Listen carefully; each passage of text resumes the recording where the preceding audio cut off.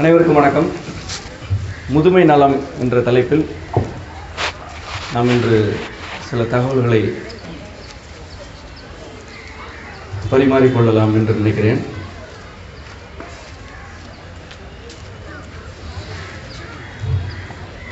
முதியவர்களுக்கு என்று தனியாக ஒரு நல உரை வேண்டுமா? பொதுவாக உடல்நலத்தை பற்றி பேசினால் அது முதியவர்களுக்கும் பொருந்தும் தானே. உடல்நலம், உணவு பழக்கம் இவற்றிலெல்லாம் முதியவர்கள் இளைஞர்கள் என்ற பாகுபாடு உண்டா என்று எனக்கே முதலில் கேள்வி வந்தது.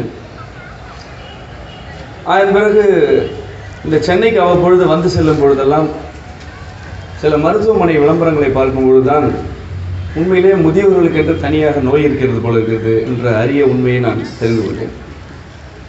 ஏனென்றால் முதியவர்களை மகிழ்ச்சியாக வைத்துக் கொள்வதற்காக பல நிறுவனங்கள் எவ்வளவு சிரமப்படுகின்றன, எவ்வளவு நவீன அறிவியல் தொழில்நுட்பவாதிகள் தன்னுடைய வாழ்நாளையே அதில் செலவழித்து முதியவர்களை எப்படி மகிழ்ச்சியாக வைத்துக் கொள்வது, அவர்களுடைய மூட்டு வலியெல்லாம் எப்படி சரி செய்வது, அவர்களுடைய வயதாகும் தன்மையை எப்படி குறைத்து ஆன்டி ஏஜிங் என்ற தொழில்நுட்பத்தை சமூகத்தில் புகுத்துவது என்று அவர்கள் அவ்வளவு உழைப்பதை பார்க்கும்போது எனக்கே கண் கலங்கிவிட்டது. நமக்கு ஒரு 70-80 வயதாகும் பொழுது நமக்கு எந்த தொந்தரவுமே இந்த உலகத்தில் இருக்காது போல இருக்கிறது. இவ்வளவு மருத்துவர்கள், இவ்வளவு மருத்துவமனைகள், மருந்து நிறுவனங்கள், மாடர்ன் சயின்டிஸ்ட், டெக்னாலஜிஸ்ட் இவ்வளவு பேர் இருக்கும் பொழுது முதுமை என்பது ஒரு பிரச்சனையா என்று ஒரு இறை எழுப்புதல் கூட்டத்தில் கிளர்ந்தெழும் மனநிலை போல் எனக்கும் இனி நான் முதுமையை பற்றி கவலையே பட மாட்டேன் என்று 2 கைகளையும் விட்டு பைக் ஓட்டி கீழே விழாத குறையாக இந்த கத்திப்பாரா பாலத்திலே அந்த மருத்துவமனை விளம்பரங்களை எல்லாம் பார்த்து கொண்டிருந்தேன். இப்பொழுதும் பார்த்து கொண்டு தான் இருக்கிறேன். ஆனால் நண்பர்களே, சிலர் என்னை சந்திக்கக்கூடிய முதியவர்கள் இந்த நவீன தொழில்நுட்பத்தை பற்றி தெரியாத மரமண்டைகளாக இருக்கிறார்கள் என்று நான் நினைக்கிறேன். அவர்களுக்கு 45 வயதுக்கு பிறகு இடுப்பு வலிக்கிறது, உட்கார்ந்தால் எழுந்திருக்க முடியவில்லை, மூட்டு வலி, மூட்டு தேய்மானம், ஜவ்வை அறுத்து அறுவை சிகிச்சை செய்து அதற்கு பதிலாக வேலை வைக்கிறார்கள், தைக்கிறார்கள், மூட்டுகளையே தூக்கி வீசிவிட்டு அங்கே ஸ்டீல் வைத்து நடக்க வைத்திருக்கிறார்கள். ஒரு 60-65 வயதில் இருக்கக்கூடியவர்கள் எல்லாம் ஒரு கைப்பை நிறைய மாத்திரைகளோடு தான் வாழ்ந்து கொண்டிருக்கிறார்கள். தனியாக நடப்பதே ஒரு சாதனை, படியேறி செல்வது சாதனை, காலையிலே 1 மணி நேரம் வாக்கிங் போவது என்பதே ஒரு பெரிய சாதனையாக பேசிக்கொண்டிருக்கக்கூடிய முதியவர்கள் தான் என்னுடைய இந்த பாழாய் போன கண்ணில் இவர்கள் தான் படுகிறார்களே தவிர அந்த விளம்பரத்தில் சிரித்து கொண்டு இருக்கக்கூடியவர்கள், டென்னிஸ் விளையாடக்கூடிய தாத்தா பாட்டி, ஒரு குறிப்பிட்ட எண்ணெயை வாங்கி அதில் பூரி சுட்டு சாப்பிட்டு விட்டு வேகமாக ஓடி தன்னுடைய பேரனை முந்தக்கூடிய தாத்தாவும் பாட்டியும் ஏன் என்று தெரியவில்லை, என்னுடைய கண்களில் அவர்கள் படவில்லை. ஒருவேளை நவீன அறிவியல் மீது பக்தி கொண்டவர்களுக்கு மட்டும்தான் காட்சியளிக்கும் தெய்வங்களாக அவர்கள் இருப்பார்களோ என்ற ஒரு சந்தேகம் வந்தது. ஆனால் நான் தெய்வமோ சாத்தானோ, எனக்கு கொடுக்கப்பட்ட வேலையைத்தான் நான் செய்ய முடியும். என்னை சந்திப்ப மனிதர்களுக்காக அல்லது என் பார்வையில் படும் மனிதர்களுக்காகத்தானே நான் சிந்திக்க முடியும். எனவே முதுமையை ஒரு பெரிய சுமையாக மாற்றிக்கொண்டு நடக்க முடியாமல், ஓட முடியாமல், நிம்மதியாக மூச்சு விட முடியாமல், மருந்து மாத்திரைகளோடு அல்லல் படும் என்னுடைய தகப்பன்களுக்கும், என்னுடைய அம்மாக்களுக்கும், என் பாட்டன்களுக்கும், பாட்டிகளுக்குமான ஒரு பிரதிநிதியாக இப்பொழுது நான் உங்களிடையே முதுமை நலத்தை பற்றி பேச வந்திருக்கிறேன். முதுமை காலம் எப்படி இருக்க வேண்டும் என்று நம்முடைய முன்னோர்களுக்கு ஒரு தெளிவான பார்வை இருந்தது. காமம் எல்லாம் தணிந்து வாழ்வில் கிடைக்க வேண்டிய அனுபவங்களை எல்லாம் பெற்று குடும்பம் பெருகி பேர குழந்தைகள் பெருகி முதுமை அடைந்த காலத்தில் முதியவர்கள் ஒன்றை தெளிவாக புரிந்து கொள்ள வேண்டும். இந்த உலகமே 5 பூதங்களின் சேர்க்கையில் தான் இருக்கிறது. ஐம்பூத சேர்க்கை தான் இந்த உலகம். இதில் அது பெரியது இது சிறியது என்று நினைப்பதெல்லாம் வீண் கற்பனை அல்லது மாயை. முதியவர்களாகி நீங்கள் உங்களுடைய இத்தனை ஆண்டு கால வாழ்க்கையில் இதை தெளிவாக புரிந்து கொண்டிருப்பீர்கள். உங்களுக்கு நல்லது கெட்டது இன்பம் துன்பம் எல்லா அனுபவங்களும் இருக்கும். எனவே வாழ்க்கையில் இனிமேல் போராடுவதற்கோ அல்லது முயற்சி செய்வதற்கோ ஒன்றுமில்லை. பேர குழந்தைகளோடு இளைய தலைமுறையோடு அன்பாக அவர்களுக்கு அறத்தை கற்றுக் கொடுத்து கொண்டு இன்பமாக கழிப்பதுதான் கிழவோன் கிழத்தி ஆகிய இருவருக்குமான கடமை என்று தொல்காப்பியம் பதிவு செய்திருக்கிறது. இவ்வளவு செய்தியும் தொல்காப்பியத்தில் இருக்கிறது. கிழவோன் கிழத்தி ஆகிய இருவருடைய கடமை என்னவென்றால், இந்த உலகமே ஐம்பூதங்களின் சேர்க்கை தான். எனவே அது பெரியது இது சிறியது என்ற மயக்கம் வேண்டாம். எல்லா அனுபவம் எதை பெரிதென்று நினைக்கிறாயோ அதை அனுபவித்திருக்கிறாய், எதை சிறிதென்று நினைக்கிறாயோ அதை அனுபவித்திருக்கிறாய்.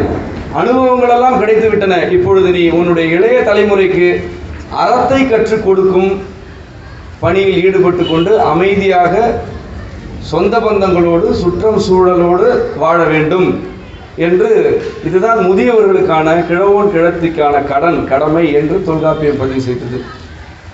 அப்படியான மனிதர்களையும் நான் சந்தித்திருக்கிறேன், சந்தித்துக் கொண்டுதான் இருக்கிறேன். ஆனால் முதியவர்களால் இன்றைக்கு தன்னுடைய இளைய தலைமுறைக்கு அறத்தை கற்றுக் கொடுக்க முடியுமா? அப்படி என்றால் அவர்கள் எந்த அறத்தை கற்றுக் கொடுக்கிறார்கள், எந்த அறத்தை கற்றுக் கொடுக்க முடியும் என்று நாம் சிந்தித்து பார்ப்போமே. அறம் கற்றுக் கொடுப்பது, அறத்தை கற்றுக் கொடுப்பது என்றால் என்ன? சக மனிதர்களோடு போட்டியிடாதே, சக மனிதர்களுக்கு துன்பம் தராதே, சக மனிதர்கள் செய்யும் பாவங்களை நீ மன்னிக்க வேண்டும், பொறாமை கொள்ளாதே, அனைவர் மீதும் அன்பு செலுத்து, உன்னை இகழ்வோருக்கும் நன்மை செய்வதற்கு முயற்சி செய். இதெல்லாம் தான் அறச்சிந்தனை.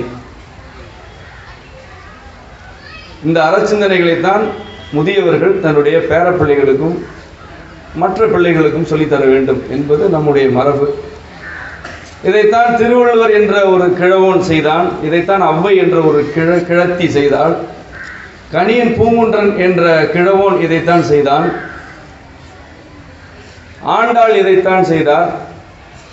அனைவரும் இதைத்தான் செய்தார்கள். ஆணோ பெண்ணோ அரண் வலியுறுத்தல், நியாயமாக நடந்து கொள், பேராசைக்கு ஆட்படாதே. ஏனென்றால் என்னுடைய காலத்தில் நான் பேராசைகளால் அடைந்ததும் அதிகம் இழந்ததும் அதிகம் என்ற உண்மையை யாரால் சொல்ல முடியும்? ஒரு முதியவரை தவிர வேறு யாருக்கு இது அனுபவமாக இருக்கும்? நாம் படிக்கலாம், நன்மை தீமைகளை பற்றி படிக்கலாம், பிறர் சொல்ல கேள்விப்படலாம். ஆனால் நெருப்பின் வெம்மையும் நீரின் குளிர்ச்சியும் உடலில் பட்டால்தான் அனுபவமாகும். அந்த அனுபவம் முதுமைக்கு மட்டுமே உரித்தானது என்பதிலே நமக்கு என்ன சந்தேகம் இருக்கிறது? யாருக்கு தெரியும்? இந்த சமூகத்தை பற்றி யாருக்கு தெரியும்? 50 ஆண்டுகளுக்கு முன்பு இந்த நிலம் எப்படி இருந்தது என்ற உண்மை இங்கே யாருக்கு தெரியும்? 50 ஆண்டுகளுக்கு மேலாக வாழ்ந்து கொண்டிருக்கக்கூடிய முதியவர்களுக்கு தான் தெரியும். சுதந்திரம் அடைந்த பொழுது நம்முடைய கிராமங்கள் எப்படி இருந்தன, நகரங்கள் எப்படி இருந்தன என்பது யாருக்கு தெரியும்?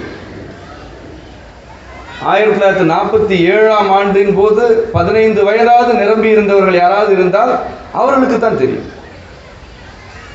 இளைய சமூகம், அந்த முதியவர்களுக்கு அடுத்த சமூகம், தன்னுடைய நிலத்தின், தன்னுடைய ஊரின், தன் நாட்டின், சமூகத்தின் 50 ஆண்டு கால வரலாற்றை கூட வெறும் கல்வியாகத்தானே வைத்திருக்கிறது. அப்படித்தானே வைத்திருக்க முடியும்.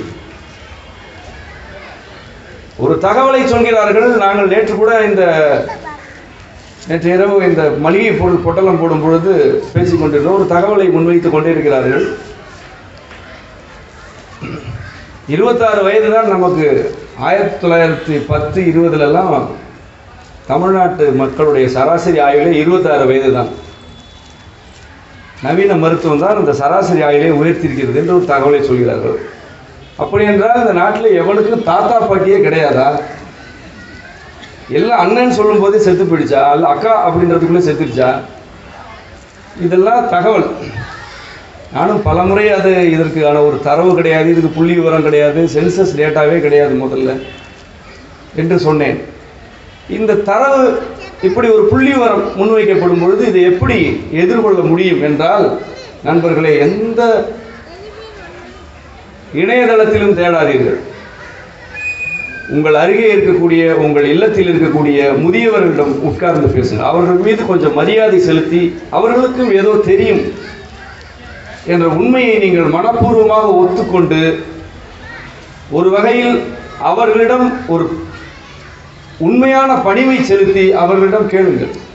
உங்களுடைய இளம் வயதிலே நீங்கள் 60-70 வயது நபர்களை அதிகமாக பார்த்திருக்கிறீர்களா? 80-90 வயது வரை வாழ்ந்தவர்களை நீங்கள் பார்த்திருக்கிறீர்களா என்று கேளுங்கள். அவர்கள் சொல்வார்கள். 40-50 ஆண்டுகளுக்கு முன்பெல்லாம் மனிதர்கள் 80-90 வயது வரை வாழ்ந்த மனிதர்களுடைய எண்ணிக்கை எவ்வளவு அதிகமாக இருந்தது என்பதை உங்களுக்கு எந்த இணையதளமும் எந்த நிபுணராலும் அந்த தகவல்களை முன்வைக்க முடியாது. ஏன் நீங்கள் நிபுணர்களிடம் இந்த தகவல்களை தேட வேண்டும்? உங்களோடு வாழ்ந்து கொண்டிருக்கக்கூடிய 60-70 வயது மதிக்கத்தக்க முதியவர்கள் உங்கள் அருகிலேயே இருக்கும் பொழுது மனிதர்களுடைய சராசரி ஆயுள் காலம் பற்றி நீங்கள் ஏன் தரவுகளை தேடுகிறீர்கள்? ஏன் நீங்கள் அனுபவங்களை கேட்டறியக்கூடாது? அதில் என்ன தவறு இருக்கிறது? உண்மை எங்கே ஒளிந்திருக்கிறது? சில தரவுகளிலா அல்லது சில மனிதர்களுடைய அனுபவங்களிலா? ஒரு மனிதனுடைய வாழ்க்கை சொல்லாத உண்மையை எந்த தொழில்நுட்பவாதியுடைய புள்ளி விவரம் உங்களுக்கு சொல்லிவிடும் என்று நீங்கள் எதிர்பார்க்கிறீர்கள்? இந்த புள்ளி விவரத்தை பேசக்கூடியவர்கள் எல்லாம் தன்னுடைய தாத்தன் பாட்டனுடன் உட்கார்ந்து பேசினால் இந்த புள்ளி விவரங்கள் பொய் என்பதை அவர்களே ஒப்புக்கொள்வார்கள். அவர்களாலே உணர முடியும். 80 வயது 90 வயது வரை வாழ்ந்த மனிதர்கள் மட்டுமல்ல, இப்பொழுதும் வாழ்ந்து கொண்டிருக்கக்கூடிய முதியவர்கள் இருக்கும் சமூகத்தில் நாம் நிற்கிறோம் என்பதை நாம் மறக்கக்கூடாது. ஏன் இந்த தகவல் எவ்வளவு முக்கியமானதாக இருக்கிறது என்றால், ஒரு வாதத்தை வைக்கும் பொழுது வேறு ஒரு வாதத்தை, தர்க்கத்தை வைத்து அந்த வாதத்தை வெற்றி பெறுவது மிகவும் எளிதானது. அது ஒரு பெரிய வேலை அல்ல. ஆனால் உண்மை இந்த விவாதங்களுக்கு இடையில் இல்லை. உண்மை என்பது அனுபவங்களில் ஒளிந்திருக்கிறது. நம்முடைய மூத்த தலைமுறை, இப்பொழுது முதுமையில் இருக்கக்கூடியவர்கள் சில முடிவுகளை எடுப்பதிலே சுணக்கம் காட்டினார்கள் அல்லது தவறான முடிவுகளை எடுத்தார்கள். அந்த தவறான முடிவுகளில் ஒன்று, நம்முடைய சராசரி ஆயுள் காலத்தை அதிகரிக்க வேண்டும் என்றால் அதற்கு மருந்து மாத்திரைகள் சரியான தீர்வாக இருக்கும் என்ற ஒரு முடிவு.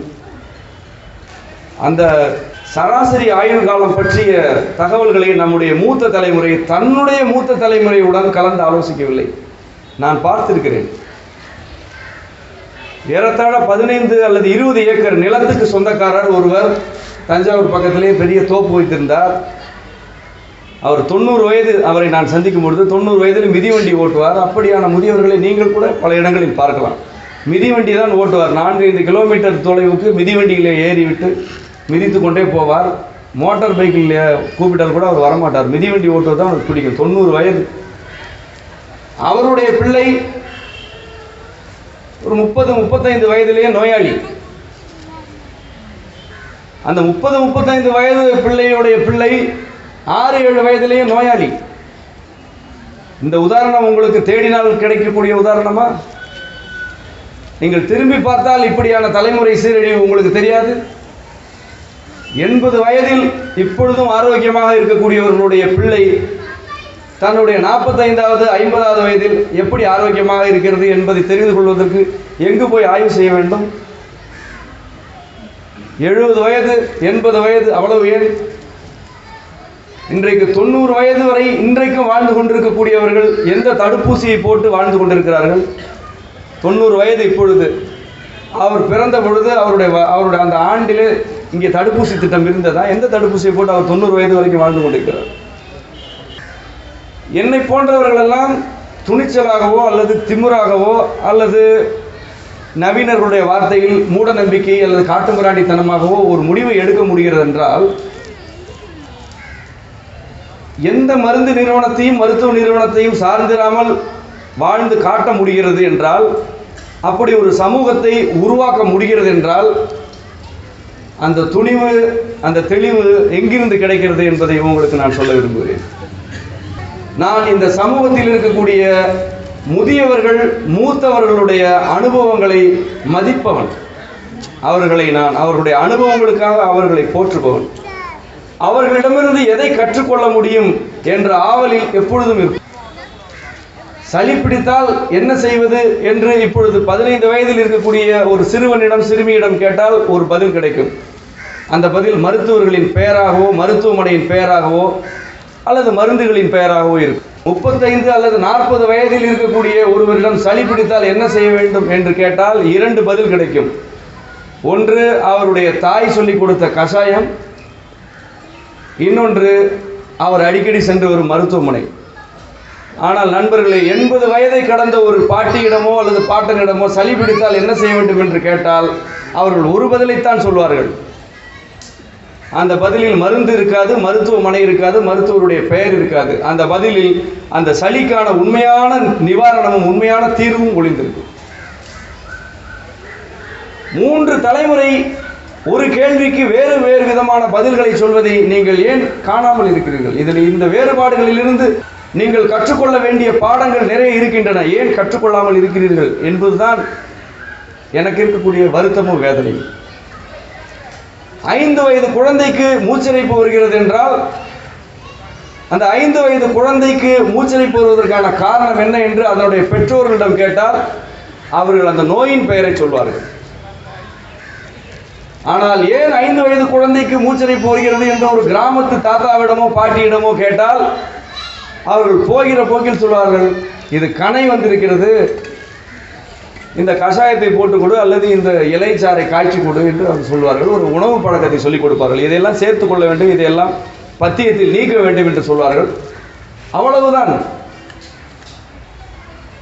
ஆனால் 5 வயது அல்ல, 3 வயது 2 வயது குழந்தைக்கு இருக்கக்கூடிய ஜுவனைல் டயபெட்டிஸ் பற்றி பேசக்கூடிய அவலநிலைக்கு நாம் வந்திருக்கிறோம். அந்த இடத்தில் மட்டுமல்ல, இன்னும் 15 ஆண்டுகள் கழித்து திருமணம் செய்து கொண்டு கர்ப்பமாகக்கூடிய ஒரு சிறுமிக்கு அவளுடைய கர்ப்பத்தில் ஒரு குறிப்பிட்ட வைரஸ் தாக்கக்கூடாது என்பதற்காக இப்பொழுதே அந்த சிறுமிக்கு தடுப்பூசி என்ற பெயரிலே ஒரு வைரஸ் கிருமி செலுத்தக்கூடிய இடத்தில் நாம் இருக்கிறோம். என்னிடம் நிறைய பேர் இப்பொழுது கூட ஒரு இங்கே இருப்பார் என்று அவர் கேட்டார், தடுப்பூசி போடலாமா வேண்டாமா என்று. தடுப்பூசி போடாதீர்கள் என்று நான் சொல்ல மாட்டேன், நான் போடுவதில்லை என்று சொல்வேன். ஏன் தடுப்பூசி போடாதீர்கள் என்று நான் சொல்ல மாட்டேன் என்றால், ஏன் போட வேண்டும் என்பதை எவ்வளவு அக்கறையாக படித்து தெரிந்திருக்கிறீர்கள் அல்லவா? ஏன் போடக்கூடாது என்பதையும் நீங்கள் தெரிந்து கொள்ளுங்கள். ஏனென்றால் ஒரு பிரச்சாரமோ அல்லது பரப்புரையோ நல்ல பேச்சோ சிறந்த எழுத்தோ ஒரு மனிதரை மாற்றக்கூடாது என்பது எனக்கு இருக்கக்கூடிய அக்கறை. நன்றாக பேசுவதால் யாரும் பேச்சை கேட்க வேண்டாம், நன்றாக எழுதுவதால் யாரும் அந்த எழுத்தை பின்பற்ற வேண்டாம். பேச்சோ எழுத்தோ அதில் உண்மை இருக்கிறது என்று நீங்கள் நினைத்தால் அதை பின்பற்றலாம். தடுப்பூசி வேண்டுமா வேண்டாமா என்பதை கூட முடிவு செய்ய முடியாத சமூகம் அல்ல இது. இதற்கு தடுப்பூசியில் இருக்கக்கூடிய வைரஸின் பெயர் தெரியும், அதை தயாரிக்கக்கூடிய கம்பெனிகள் தெரியும், எல்லா தகவலும் தெரியும். ஆனால் தகவல் உங்களை வழிநடத்தாது என்பதை நீங்கள் புரிந்து கொள்ள வேண்டிய நேரம் இது. ஒரு தரவு, ஒரு டேட்டா உங்களை வழிநடத்தாது, உங்களை குழப்பும். ஒரு ஊசிக்கு ஆதரவாக 100 பக்கங்கள் எழுதப்பட்டால் எதிராக 1000 பக்கங்கள் எழுத முடியும். எதிராக 1000 பக்கம் எழுதினால் ஆதரவாக 10,000 பக்கம் எழுத முடியும். முடிவெடுக்க போவது யார்? நீங்கள் எதை வைத்து முடிவெடுப்பீர்கள்? யார் நன்றாக விவாதம் செய்கிறார்கள் என்பதை வைத்து நீங்கள் முடிவெடுத்தால், கடந்த 70 ஆண்டுகளாக இந்த சமூகம் எப்படி ஏமாந்ததோ அப்படித்தான் நீங்களும் ஏமாறுவீர்கள். ஏனென்றால் நன்றாக பேச தெரிந்தவர்கள், நன்றாக விவாதம் செய்ய தெரிந்தவர்கள், மிக நன்றாக எழுத தெரிந்தவர்கள் தான் நம்முடைய தலையெழுத்தை மாற்றி வைத்திருக்கிறார்கள். என்னுடைய வாக்கில் உண்மை இருக்கிறது, என்னுடைய கருத்தில் உண்மை இருக்கிறது, இந்த உண்மையை நீ புரிந்து கொண்டால் புரிந்து கொள் அல்லது என்னை விடு என்று சொல்லக்கூடியவர்களுடைய குரல் இந்த சமூகத்தில் பெரிதாக எடுபட்டதும் இல்லை. ஆனால் இந்த சமூகத்திற்கு அதுதான் தேவை. 2 தகவல்களையும் 2 தரவுகளையும் நீங்கள் படிக்கலாம், பல்வேறு நிபுணர்களிடம் கலந்து ஆலோசனை செய்யலாம். ஆனால் முடிவு எடுக்கும் பொழுது எதை கொண்டு முடிவெடுக்க வேண்டும் என்றால், நான் எதை வைத்து முடிவெடுப்பேன் என்றால், இப்பொழுது வரை நான் தடுப்பூசிகளை பற்றி அதிகமாக படிக்கவில்லை. மேம்போக்காக படித்தேன். மேம்போக்கான தகவல்களை அதிர்ச்சி அளிக்கின்றன. நான் ஏன் படிக்கவில்லை என்றால், என்னுடைய குழந்தைகளுக்கு நான் தடுப்பூசி போடுவதே இல்லை. ஏன் போடுவதில்லை என்றால், நான் தடுப்பூசி இல்லாமல் தான் இத்தனை ஆண்டு காலம் நன்றாக வாழ்ந்து கொண்டிருக்கின்றேன். என்னுடைய தகப்பன் தடுப்பூசி இல்லாமல் இத்தனை ஆண்டுகள் நன்றாக வாழ்ந்து கொண்டிருக்கிறார். என்னுடைய பாட்டன் தடுப்பூசி இல்லாமல் வாழ்ந்து கொண்டிருந்தார். எனக்கு தடுப்பூசி தேவை என்று நிரூபிப்பதற்கு தான் ஆள் தேவையே தவிர, தேவை இல்லை என்று சொல்வதற்கு எனக்கு ஆள் தேவையில்லை. ஏனென்றால் மனித குலம் ஏறத்தாழ 2.5 லட்சம் ஆண்டுகள் என்று இவர்களுடைய கணக்கில் வைத்துக் கொண்டால் கூட 2.5 லட்சம் ஆண்டுகளாக பரிணாம கொள்கையின்படியே தன்னை தகவமைத்துக் கொண்ட ஒரு மனித குலம் புறக்கிருமிகளை, நுண்ணுயிர்களை நம்பி உடலை வைத்திருக்காது என்ற ஒரு எளிமையான புரிதல் எனக்கு உண்டு. உண்மையிலேயே எவல்யூஷன் தியரியை நம்புகிறீர்கள் என்றால், இந்த உடல் இன்னும் எவால்வ் ஆகவில்லை என்று நீங்கள் நினைத்தால் உங்களுடைய தியரிக்கு எதிராகவே நீங்கள் பேசுகிறீர்கள். காற்று, நீர், நிலம் ஆகிய இந்த மூலகங்களில் உள்ள நுண்ணுயிரிகள் நம்முடைய உடலுக்குள் செல்லத்தான் செல்லும். காற்றில் பரவுமா? பரவும். நீரில் பரவுமா? பரவும். தும்மினால் பரவுமா? பரவும். எது வந்தாலும் அதை சமாளிக்கக்கூடிய எதிர்ப்பாற்றல் உடலில் இருந்தால்தான் இந்த உடல் வேலை செய்யும். இல்லை என்றால் வேலை செய்யாது. இதுதான் தகவமைத்துக் கொள்ளுதல். இதுதான் தன்னைத்தானே உடல் தகவமைத்துக் கொள்ளுதல். இதை எவல்யூஷன் தியரி என்று சொல்லலாம், என்ன வேண்டுமானால் சொல்லலாம். என்னுடைய உடல் இந்த சூழலுக்கு தன்னைத்தானே தகவமைத்துக் கொள்ளாது என்றால் என்னை யாரும் காப்பாற்ற முடியாது. என்னுடைய உடல் தகவமைத்து கொள்ளும் என்றால் என்னை காப்பாற்றுவதற்கு யாரும் தேவையில்லை. அவ்வளவுதான் என்னுடைய புரிதல். ஆனால் இந்த புரிதலை நான் வற்புறுத்துவதோ வலியுறுத்துவதோ இல்லை. ஏனென்றால் அவரவருக்கு சுதந்திரம் உண்டு. அவரவருடைய உரிமைக்கு உட்பட்டு, அதிகாரத்துக்கு உட்பட்டு முடிவெடுக்கலாம். அரசாங்கமும் அப்படித்தான் சொல்கிறது. எந்த மருத்துவ முறையாக இருந்தாலும், எந்த வாழ்க்கை முறையாக இருந்தாலும் நிறுவனங்களை சார்ந்து வாழ வேண்டாம் என்று இப்பொழுது நாங்கள் சொல்கிறோம், செய்து காட்டுகிறோம். ஏதோ ஒரு நிறுவனத்திலே, பன்னாட்டு நிறுவனத்திலே வேலை செய்து கொண்டு கார்ப்பரேட்டுகளை எதிர்க்கக்கூடிய ஆள் அல்ல நான். என்னுடன் இருக்கக்கூடிய கணிசமானவர் கார்ப்பரேட்டுகளிலிருந்து 2 லட்சம் ரூபாய் சம்பளம் வந்தாலும் தூக்கி எறிந்துவிட்டு இங்கே வந்து பொட்டலம் அடிக்கக்கூடியவர்கள் தான் நாங்கள்.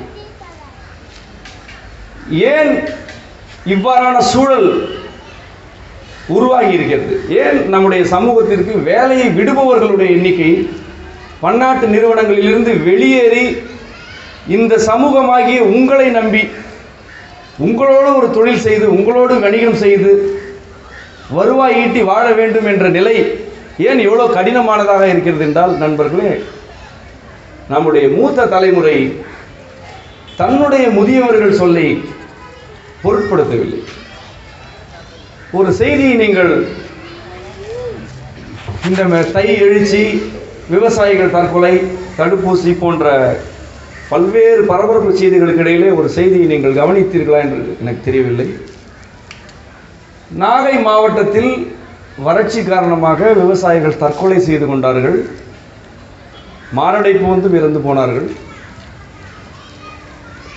ஏன் தற்கொலை செய்து கொண்டார்கள், ஏன் இப்படியெல்லாம் நடக்கிறது என்ற விவாதங்கள் நடந்து கொண்டிருக்கும் பொழுது மூத்த தலைமுறையைச் சேர்ந்த ஒரு முன்னோடி விவசாயி, ஒரு முன்னோடி விவசாயி அல்ல, விவசாய முன்னோடி, ரெண்டுக்கும் வேறுபாடு. முன்னோடி விவசாயி என்றால் விவசாயம் செய்பவர், விவசாய முன்னோடி என்றால் விவசாயம் செய்யாமல் விவசாயத்தை பற்றி பேசுபவர்.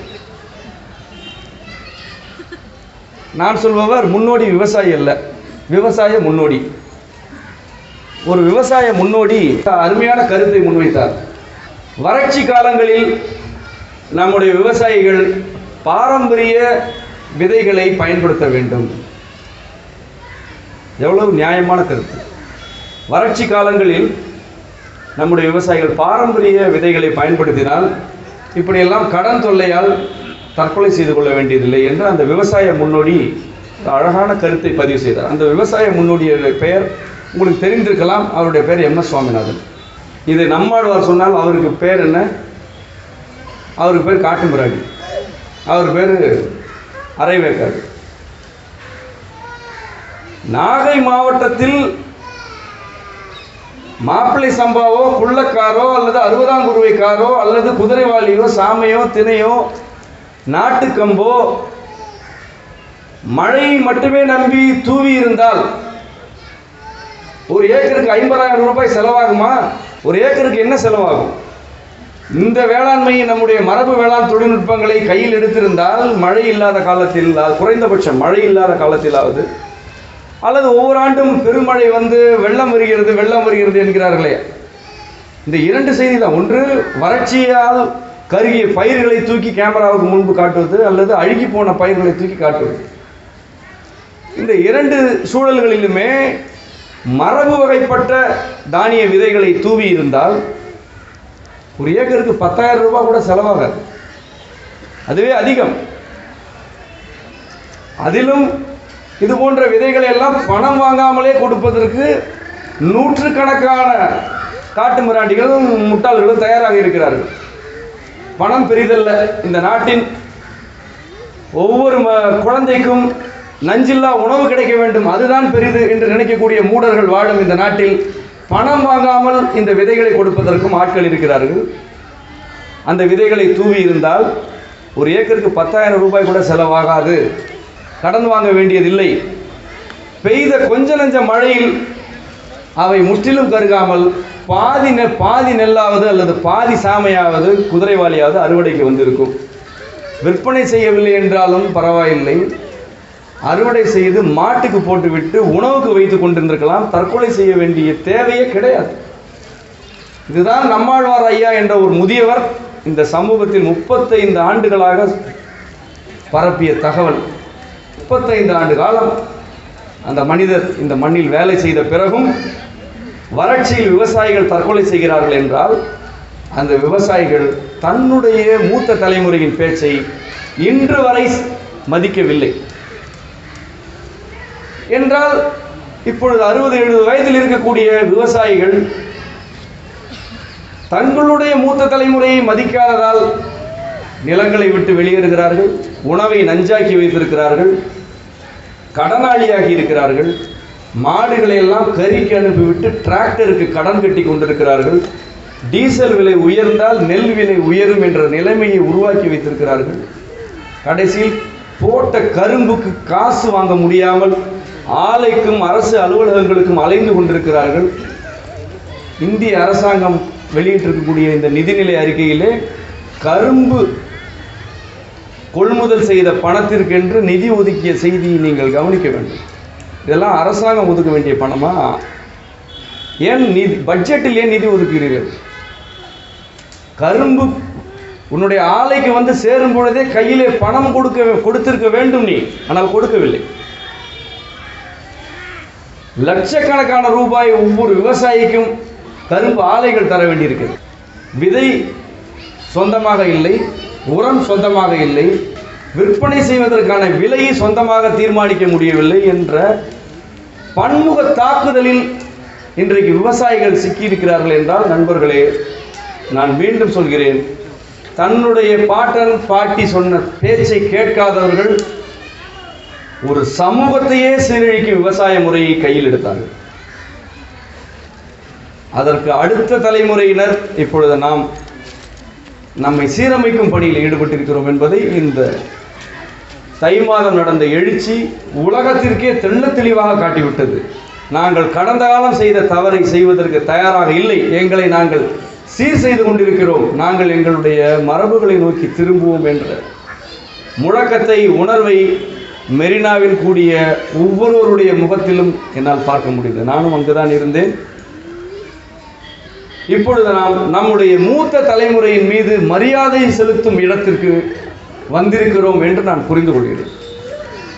மூத்தவர்களை மதிக்க வேண்டும், முதியவர்கள் சொல் கேட்க வேண்டும்.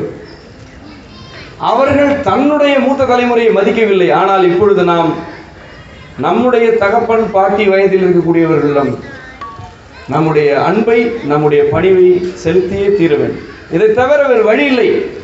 இதுதான் நியாயம், இதுதான் அறம். முதியவர்கள் எவ்வளவு விலகல்களை செய்திருந்தாலும், எவ்வளவு பிழைகளை செய்திருந்தாலும் அவர்களுக்கு தேவை நம்முடைய அரவணைப்பு தான். எந்த காலத்திலும் நாம் அவர்களை அரவணைத்தே தீர வேண்டும். அதை செய்ய தவறினால் எல்லா வினைப்பலன்களையும் நாமும் நம்முடைய தலைமுறையும் அனுபவிப்போம். தக்கார் தகவலார் என்பதோடும் எச்சத்தால் காணப்படும் என்று சொன்னதை தவிர வேறு எந்த வாசகமும் தேவையில்லை. இவர் சரியானவரா அல்லது சரியற்றவரா என்பதை அவருடைய எச்சம் காட்டும். அவருடைய எல்லா எச்சமும் காட்டும். அவருடைய குழந்தை காட்டும். அவர் வாழும் சமூகத்தின் நிகழ்காலம் காட்டும். நான் இந்த நிலத்திலிருந்து நிரந்தரமாக பிரிந்து செல்லும் பொழுது இந்த நிலத்தில் இருக்கக்கூடிய பறவைகளுக்கும் குழந்தைகளுக்கும் மற்ற உயிரினங்களுக்கும் நஞ்சில்லாத நீர் கிடைக்கிறது என்றால் நான் சரியான வாழ்க்கையை வாழ்ந்திருக்கிறேன் என்று அர்த்தம். நான் பிரியும் பொழுது இந்த நிலத்தில் வாழக்கூடிய உயிரினங்களுக்கு நல்ல உணவு கிடைக்கிறது, நல்ல உறைவிடம் கிடைக்கிறது, மன நெருக்கடி இல்லாத வாழ்க்கை கிடைக்கிறது என்றால் என்னுடைய வாழ்க்கையின் போக்கை நான் சரியாக பயன்படுத்தியிருக்கிறேன் என்று அர்த்தம். மாறாக நான் இங்கிருந்து செல்லும் பொழுது இந்த சமூகத்தில் குடிப்பதற்கு நல்ல நீர் இல்லை, சுவாசிப்பதற்கு நல்ல காற்றில்லை, உண்பதற்கு நல்ல உணவில்லை என்ற நிலைதான் இருக்கும் என்றால் நான் கேடுகட்ட வாழ்க்கையை வாழ்ந்துவிட்டு செல்கிறேன் என்றுதான் அதற்கு அர்த்தம். அதுக்கு வேறு அர்த்தம் கிடையாது. தக்கார் தகவலார் என்பது அவர்கள் எச்சத்தால் காணப்படும் என்பது அவரவர் பெற்று போட்ட பிள்ளைகளை பற்றிய வாசகம் அல்ல. சமூகத்தின் கடைசி குழந்தை நிம்மதியாக மூச்சு விட வேண்டும் என்றால் அந்த சமூகத்தின் மூத்த தலைமுறை நிம்மதியாக இருந்தாக வேண்டும். இது வினை தொடர்ச்சி, இது வாழ்க்கை சூழல், இது வளையம். இதை யாரும் அறுக்க முடியாது, இதை யாரும் பிரிக்க முடியாது. ஆனால் கடந்த 70 ஆண்டுகளில் இந்த வினை தொடர்ச்சியில் எதிர்மறையான வேலைகளை செய்தார்கள். நம்முடைய மூத்த தலைமுறை இந்த எதிர்மறை வேலைகளை அனுமதித்தது இப்பொழுதும் அனுபவித்துக் கொண்டிருக்கிறது. ஒரு குழந்தை தன்னுடைய வீட்டில் பிறக்க வேண்டும், என் குழந்தை என் வீட்டில் பிறக்க வேண்டும் அல்லது மருத்துவமனையில் பிறக்க வேண்டாம் என்ற ஒரு முடிவை இளம் தம்பதியர் இப்பொழுது எடுக்கிறார்கள். எங்கள் தோட்டத்தில் கூட கடந்த மாதம் ஒரு குழந்தை பிறந்தது. செம்மை குடும்பத்துடைய குழந்தை எங்கள் தோட்டத்தில் பிறந்தது. என்ன ஒரு பெரிய அதிசயமா! குழந்தை எப்படி வீட்டில் பிறக்கலாம் என்று கேட்டால் வழக்கம் போல குழந்தை ஏன் மருத்துவமனையில் பிறக்க வேண்டும்? அதுக்கு முதல்ல பதில் சொல்ல வேண்டியவர்கள் எப்பொழுதுமே கேள்வி கேட்டுக் கொண்டிருப்பார்கள். குழந்தை மருத்துவமனையில் தான் பிறக்க வேண்டும் என்று உலகத்திலே ஏதாவது ஒரு நாடு சட்டம் விதித்து, இந்தியாவில் அப்படி சட்டம் இருக்கிறதா? சட்டத்தையே பேசும் சட்டம் இருக்கிறதா? அல்லது நடைமுறை இருக்கிறதா? அல்லது மனித சமூக வரலாற்றிலேயே மனிதர்கள் இவர்களுடைய வாதத்தின்படி குகையில் வாழும் பொழுதே இன்னொரு குகை ஒரு ஹாஸ்பிட்டல் குகை என்று ஒன்று இருந்ததா? இவர் சிங்கரை பொங்கரை என்று கத்தும்போது அவர் அப்பொழுதே ஒரு ஞான குழந்தையாக கத்திரிக்கோளோடு அனஸ்தீசியனோடு பிறந்து விட்டார்களா? எப்பொழுது வந்தது உங்களுடைய மருத்துவம்? உங்களுடைய பிரசவ மருத்துவம் எப்பொழுது வந்தது? நாங்கள் எப்படி பிள்ளை பெற்றுக் கொண்டு இருக்கிறோம்? ஆனால் மருத்துவமனையில் தான் பிறக்க வேண்டும் என்ற கருத்தை, மனிதகுல வரலாற்றில் இல்லாத கருத்தை, பொருந்தாத கருத்தை மிக சமீப காலமாக மட்டுமே தோற்றுவிக்கப்பட்டு மிக குறுகிய காலத்திலேயே படுதோல்வியை சந்தித்து பல பெண்களுடைய குழந்தைகளுடைய வாழ்க்கையில் விளையாடிய கருத்தை கட்டாயமான கருத்து என்ற வகையிலே பேசிக் கொண்டிருக்கிறார்கள். ஒரு இளம் தம்பதி தன்னுடைய குழந்தை வீட்டில் பிறக்க வேண்டும் என்று முடிவெடுக்கும் பொழுது அதற்கு எதிராக இருப்பவர்கள் அந்த தம்பதியுடைய பெற்றோர். இதில் என்ன வேடிக்கை என்றால், இந்த பெற்றோரே பெரும்பகுதியினர் தன்னுடைய பிள்ளையை வீட்டில் பெற்றவர்கள் தான். நீங்களே வீட்டில் பெற்றுவிட்டு நன்றாக உங்கள் குழந்தை அடுத்த பிள்ளையை பெற தயாராக இருக்கும் பொழுது உங்கள் பிள்ளையை மட்டும் வீட்டில் பெற வேண்டாம் என்று ஏன் நினைக்கிறீர்கள் என்று நாம் கேட்கிறோம். அவர்களோடு, பெரியவர்களோடு தொடர்ந்து பேச வேண்டியிருக்கிறது, பேசுவோம். ஆனால் 2 எதிர்மறை நிலைகளையும் வாழ்க்கையில் பார்த்தவன் என்ற வகையில் அந்த பெரியவர்களுடைய எச்சரிக்கை அல்லது மறுப்புக்கான காரணத்தை என்னால் புரிந்து கொள்ள முடியும். நான் வீட்டு பிரசவத்திற்காக ஆலோசனை கேட்டு என்னிடம் வருபவர்களிடம் ஒரு 3 செய்திகளை சொல்வேன். 1, நீங்கள் மருத்துவமனைக்கு போகாமல் குழந்தையை பெற்றுக்கொள்ளப் போகிறீர்கள் என்ற தகவலை உங்கள் குடும்பத்தில் உள்ள அனைத்து பெரியவர்களிடமும் மறைக்காமல் சொல்ல வேண்டும். பல பேர் இதிலேயே முடிந்து போவார்கள். ஏனென்றால் 10 பேர் வந்தால் அதில் 8 பேர் தன்னுடைய வீட்டில் சொல்ல மாட்டார்கள். பெற்றோரிடம் சொல்வது கிடையாது, மாமனார் மாமியாரிடம் சொல்வது கிடையாது. இரண்டாவது, பிரசவ காலத்திற்கென்று சில ஒழுங்குகள் இருக்கின்றன. அந்த ஒழுங்குகளை தெரிந்து கொண்டு கடைபிடிக்க வேண்டும். எப்படி வேண்டுமானாலும் இருக்கலாம் என்று நீங்கள் நினைத்தால் அதில் எனக்கு உடன்பாடு இல்லை. இப்படித்தான் இருக்க வேண்டும், இப்படித்தான் நடந்து கொள்ள வேண்டும், இந்த அறிகுறிகளுக்கெல்லாம் நீங்கள் கவனம் செலுத்த வேண்டும், எந்த அறிகுறி வந்தாலும் கவனம் செலுத்த மாட்டேன், மருத்துவமனைக்கும் போக மாட்டேன் என்று நீங்கள் சொன்னால் நான் உங்கள் பக்கம் இல்லை, எனக்கு அதில் உடன்பாடு இல்லை. மூன்றாவது, பிரசவத்தின் போது எதுவும் நடக்கலாம் என்பதை எப்பொழுதும் மனதில் வைத்துக் கொள்ளுங்கள்.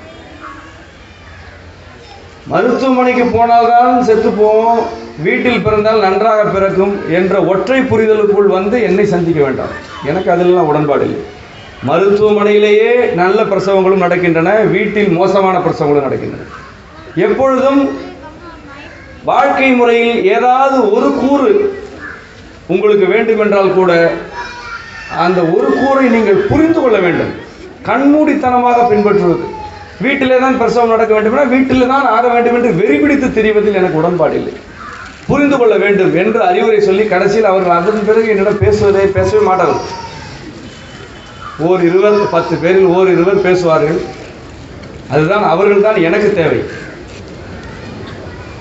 ஏனென்றால் அந்த பெண் மீதும் பிறக்கப் போகும் குழந்தை மீதும் அந்த இருவர் மீதும் இந்த சமூகம் வைத்திருக்கக்கூடிய அன்பின் மீதும் அக்கறை கொண்டவன் நான்.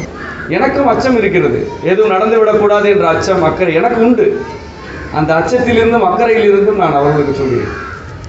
ஏன் இந்த அறிவுரையை சொல்வதற்கு என்னை போன்றவர்கள் தேவைப்படுகிறார்கள் என்றால், இந்த அறிவுரையை சொல்வதற்கு அவர்களுடைய வீட்டில் இருக்கக்கூடிய பெரியவர்களுக்கு மனமும் கிடையாது, அதை பற்றி புரிதலும் கிடையாது. அவர்கள் ஒரே செய்தி தான், பெரும்பகுதி பெரியவர்கள் சொல்லக்கூடியது ஒரே செய்தி. அது ஒரு வாசகம், அது உங்களுக்கு தெரிந்திருக்கும். முதல் குழந்தையாக இருந்தால் இந்த முதல் குழந்தைய ஹாஸ்பிட்டலில் போய் பெற்று கொடுத்துரு, ரெண்டாவது குழந்தை என்ன வேணாலும் பண்ணு. முதல் குழந்தைய போனவனே அழுத்துடுவாங்க, அப்புறம் ரெண்டாவது குழந்தைக்கு என்ன சொல்லுவீங்க? முதல் குழந்தை சிசேரியன், அப்போ ரெண்டாவது குழந்தை சிசேரியன் தான் சொல்ல போறீங்க. அது எங்களுக்கு தெரியாதா? அல்லது எக்கேடும் கெட்டுப்போ, நீ என்ன ஆனாலும் பரவாயில்ல, என் மூஞ்சிலே முழிக்காத என்று சாபம் விடுவது போல் ஒதுங்கிக் கொள்வது. பிரசவத்திற்கு மட்டுமல்ல, குழந்தைக்கு வைத்தியம் பார்ப்பது, சர்க்கரைக்கு மாத்திரை சாப்பிடுவது, மூட்டு வலிக்கு மாத்திரை சாப்பிடுவது என்று எல்லாவற்றிலுமே விழித்தெழுந்து தன்னுடைய மரபுகளை நோக்கி விடுதலை அடைந்த வாழ்வை நோக்கி கிளம்பும் இளைஞர்களுக்கும் அவர்களுடைய பெற்றோர்களுக்கும் இவற்றிலெல்லாம் முரண்பாடுகள் அதிகரித்துக் கொண்டிருக்கக்கூடிய காலம் இது. இந்த காலத்தில் தான் நான் பெரியவர்களோடு முதியவர்களோடு பேச வேண்டும் என்று விரும்புகிறேன். உங்களுடைய பிள்ளைகள் ஒரு விருப்பத்திற்கு வந்திருக்கிறார்கள். அவருடைய விருப்பம் மிகவும் எளிமையானது. எனக்கும் என் தலைமுறைக்கும் மருந்து மாத்திரைகள் இல்லாத வாழ்க்கை வேண்டும் என்று அவர்கள் விரும்புகிறார்கள். இந்த விருப்பத்திலே முதியவர்களே உங்களுக்கு ஏதாவது சிக்கல் இருக்கிறதா? இந்த விருப்பம் வேண்டாம் என்று சொல்பவர்கள் யாராவது இருக்கிறீர்களா? அறுவை சிகிச்சை இல்லாமல், ஊசி இல்லாமல், மாத்திரை இல்லாமல் கடைசி நாள் வரை நிம்மதியாக வாழ வேண்டும் என்று ஒரு மனிதர் விரும்புவதிலே இந்த சமூகத்தின் முதியவர்களுக்கு ஏதாவது மாற்று கருத்து இருக்கிறதா? அப்படி இருக்க முடியுமா? அவர்கள் தங்களுக்காக மட்டும் விரும்பவில்லை, சத்தியமாக அவர்கள் உங்களுக்கும் சேர்த்துத்தான் இந்த விருப்பத்தை வைத்திருக்கிறார்கள். என்னுடைய தாய், என்னுடைய தகப்பன் மருந்து மாத்திரைகள் இல்லாமல் நிம்மதியாக வாழ வேண்டும் என்ற விருப்பத்தை உங்கள் பிள்ளைகள் மனதில் வைத்திருக்கிறார்கள். இதைவிட அன்பை, இதைவிட சிறந்த சிந்தனையை உங்கள் குழந்தைகளிடமிருந்து நீங்கள் எப்படி எதிர்பார்க்க முடியும்? மிகவும் நியாயமான விருப்பம். இப்பொழுது இருக்கக்கூடிய இளைஞர்களுக்கு மட்டுமல்ல, பூமியில் வாழக்கூடிய ஒவ்வொரு உயிரினத்திற்கும் இருக்கக்கூடிய விருப்பம் நலமாக வாழ வேண்டும், நீண்ட காலம் வாழ வேண்டும், மருந்துகளின் பிடியிலிருந்து தப்பி வாழ வேண்டும் என்ற விருப்பத்திற்கு ஆட்படாத மனிதர்களே கிடையாது. எல்லோருக்கும் இருக்கக்கூடிய அந்த விருப்பம் இப்பொழுது இருக்கக்கூடிய இளைய தலைமுறைக்கு இருக்கிறது, நடுத்தர வயதினருக்கு இருக்கிறது, மாணவர்களுக்கும் இருக்கிறது. இந்த விருப்பத்தின் மீது பெரியவர்களுக்கு கூடிய சங்கடம் என்னவென்று நான் புரிந்து கொள்கிறேன் என்றால், இந்த விருப்பம் நியாயமானது, ஆனால் இது நடைமுறைக்கு ஒத்து வராது. மருந்து மாத்திரைகள் இல்லாமல் வாழ முடியாது. இது நடைமுறைக்கு ஒவ்வாத சிந்தனை. ஏனென்றால் மெத்த படித்தவர்களே மருந்து மாத்திரைகளை வைத்து தான் வாழ்ந்து கொண்டிருக்கிறார்கள். மிகப்பெரிய பணக்காரர்கள், அதிகாரத்தில் இருப்பவர்கள், அவர்கள் எல்லாமே அந்த வழிக்கு போய்விட்ட பிறகு உன்னால் எப்படி முடியும் அல்லது என்னால் எப்படி முடியும் என்ற அவநம்பிக்கை, அச்சம், பதட்டம் மூத்த தலைமுறைக்கு இப்பொழுது ஒரு நோயாக தொற்றிக் கொண்டிருக்கிறது. ஆனால் பெரியவர்களே, உங்களுடைய பிள்ளைகளின் பிரதிநிதியாக நான் உங்களுக்கு சொல்லிக்கொள்ள விரும்புகிறேன். நிச்சயமாக நம்முடைய வாழ்க்கை முறையை நாம் ஒழுங்கு செய்து கொண்டால் மருந்துகளும் மாத்திரைகளும் இல்லாமல் நம்மால் வாழ முடியும். நம்முடைய உணவு பழக்க வழக்கங்களை ஒழுங்கு செய்து கொண்டால், நம்முடைய மனநலத்தை ஒழுங்கு செய்து கொண்டால் எந்த மருந்தும் இல்லாமல் நம்மால் வாழ முடியும். நீங்கள் அதை செய்ய தவறினீர்கள் என்பதற்காக உங்கள் பிள்ளைகளுக்கும் அதே தண்டனையை திணிக்கக்கூடாது. இது என்ன கற்பனாவாதமா? அல்ல. இதே நாட்டில், இதே நீங்கள் வாழக்கூடிய இதே சமூகத்தில் ஆயிரக்கணக்கான மனிதர்கள் தங்களுடைய வாழ்க்கை முறையை மட்டும் மாற்றிக்கொண்டு மருந்து மாத்திரைகள் இல்லாமல் வாழ்ந்து கொண்டிருக்கிறார்கள். அக்குபஞ்சர் என்ற மருத்துவ முறையை கடைபிடிக்கக்கூடிய ஆயிரக்கணக்கான குடும்பங்கள் மருந்துகளே இல்லாத வாழ்க்கை முறைக்கு மாறிவிட்டன, வெற்றிகரமாக வாழ்ந்து கொண்டிருக்கிறார்கள். நாங்கள் முன்வைக்கக்கூடிய வாழ்வியல் மருத்துவம் அல்லது மரபு வாழ்வியல் முறைகளை கடைபிடிக்கக்கூடியவர்கள் ஆயிரக்கணக்கானோர் மருந்து மாத்திரைகளே இல்லாமல் வாழ்ந்து கொண்டிருக்கிறோம். மிக மோசமான நோய்களுக்கு ஆட்பட்ட சிறுவர்கள், சிறுமியர் இன்றைக்கு மருந்துகளை தூக்கி எறிந்துவிட்டு வாழ்ந்து கொண்டிருக்கிறார்கள். சாட்சியங்கள் உங்கள் கண்ணெதிரிலே நடமாடி கொண்டிருக்கும் பொழுது நீங்கள் ஏன் அச்சப்பட வேண்டும்? நீங்கள் திரும்பி பார்த்தால் நலமடைந்த ஒருவர் இருக்கிறார். நீங்களே அஞ்ச வேண்டும். உங்களுக்கே அவநம்பிக்கை இந்த அளவு இருக்க வேண்டும்? எல்லாவற்றையும் விட நான் உங்களிடம் தெரிவிக்க விரும்பும் செய்தி, சமகாலத்தில் நிகழ்ந்த பெரிய புரட்சி அல்ல இது. காலம் காலமாக மனிதர்கள் இப்படித்தான் மருந்துகள் இல்லாமல் வாழ்ந்து கொண்டிருக்கிறார்கள் என்ற சாதாரண உண்மை கூட ஏன் உங்களுக்கு புரிவதில்லை?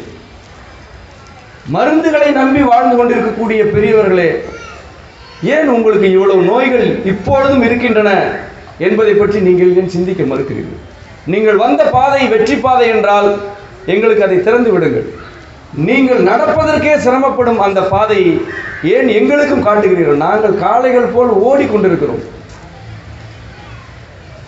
நீங்கள் காலையில் நடைபயிற்சி செய்வதையே சாதனையாக கருதும் வாழ்க்கைக்கு வந்து விட்டீர்கள். ஏன் எங்களையும் அந்த வழிக்கு அழைக்கிறீர்கள் என்ற கேள்விகளை முதியவர்களிடம் நான் அவர்களுடைய பிள்ளைகளின் பிரதிநிதியாக வைக்கிறேன். எதை சாதித்தோம்? நாம் எதை சாதித்தோம்? கடன் என்றால் என்னவென்று தெரிந்ததா? கடன் வாங்கும் பழக்கம் ஒரு 50 ஆண்டுகளுக்கு முன்பு நம்முடைய சமூகத்தில் எப்படி இருந்தது? இந்திய அரசு வங்கிகளையும் கூட்டுறவு வங்கிகளையும் திறந்து வைத்துக் கொண்டு உட்கார்ந்து இருப்பார்கள். வங்கி கணக்கு கூட யாரும் தொடங்கியது கிடையாது. வங்கி கணக்கு தொடங்குவதற்கே வங்கி அதிகாரிகள் வீடு வீடாக வந்து கெஞ்சிய காலம் இந்த சமூகத்தில் இருந்தது. ஆனால் இன்றைக்கு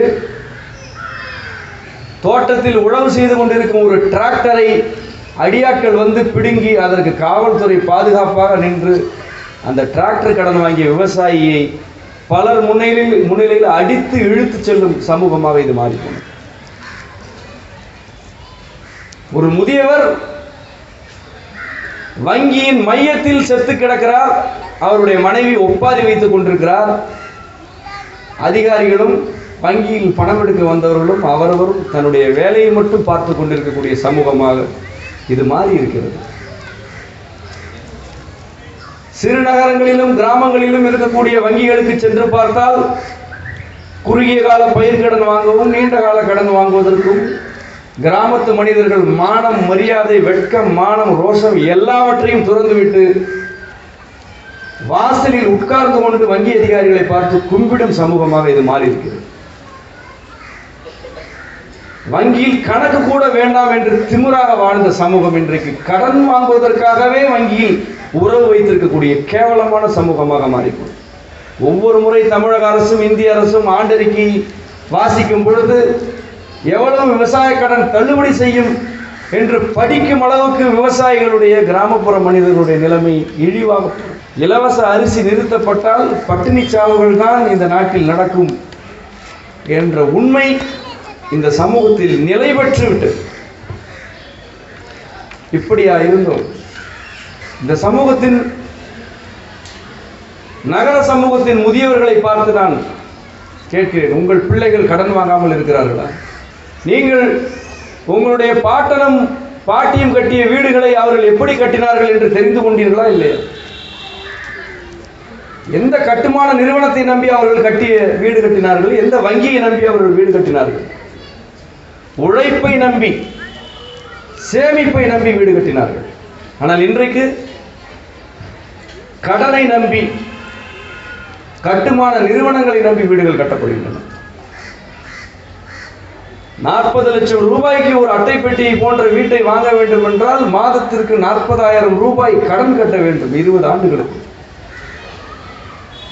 உங்களுக்கு பயமாக இல்லையா? பிள்ளைகளை பார்த்தால் பாவமாக இல்லையா? ஒரு மாதம் 40,000 ரூபாய் எடுத்து வைக்காவிட்டால் வீட்டு வாசலுக்கு ஆள் வரும் என்ற அச்சம் உங்கள் பெரியவர்களை உங்கள் யாருக்குமே இல்லையா? இன்னும் 20 ஆண்டு காலத்திற்கு நம்முடைய பிள்ளை இவ்வளவு பெரிய தொகைக்கான கடனாளியாக மாறிவிட்டதே என்று நீங்கள் ஏன் கவலைப்படாமல் இருக்கிறீர்கள்? நீங்கள் கவலைப்படுகிறீர்கள், அதுதான் உங்களுக்கு மூட்டு வலி. உங்களுக்கு அச்சம் இருக்கிறது, அதனால்தான் உங்களுக்கு இடுப்பில் வலி நீங்குவதில்லை. நீங்கள் பதட்டத்தில் இருக்கிறீர்கள், அதனால்தான் உங்களுடைய இரத்த அழுத்தம் குறைவதில்லை. இப்படி சிக்கிவிட்டோமே என்ற உள்ளுணர்வு உங்கள் அனைவருக்கும் இருக்கிறது. அதுதான் உங்கள் இதயத்தில் கொழுப்பாக படிந்திருக்கிறது. நீங்கள் செய்ய வேண்டியதெல்லாம், நாம் நோயாளியாக மாறியதற்கு காரணம் நாம் தேர்ந்தெடுத்த மோசமான வாழ்க்கை முறைதான் என்ற புரிதலுக்கு வருவது மட்டும்தான். அந்த புரிதலுக்கு நீங்கள் எந்த கணம் வருகிறீர்களோ அந்த கணம் உங்களுக்கு மட்டுமல்ல, உங்களுடைய தலைமுறையே விடுதலை அடையும் கணம். மிகப்பெரிய விடுதலையை நீங்கள் உங்களுடைய எதிர்கால சந்ததியினருக்கும் வழங்கி உங்களை நீங்களும் விடுவித்துக் கொள்ள முடியும். கடனாளிகளும் நோயாளிகளும்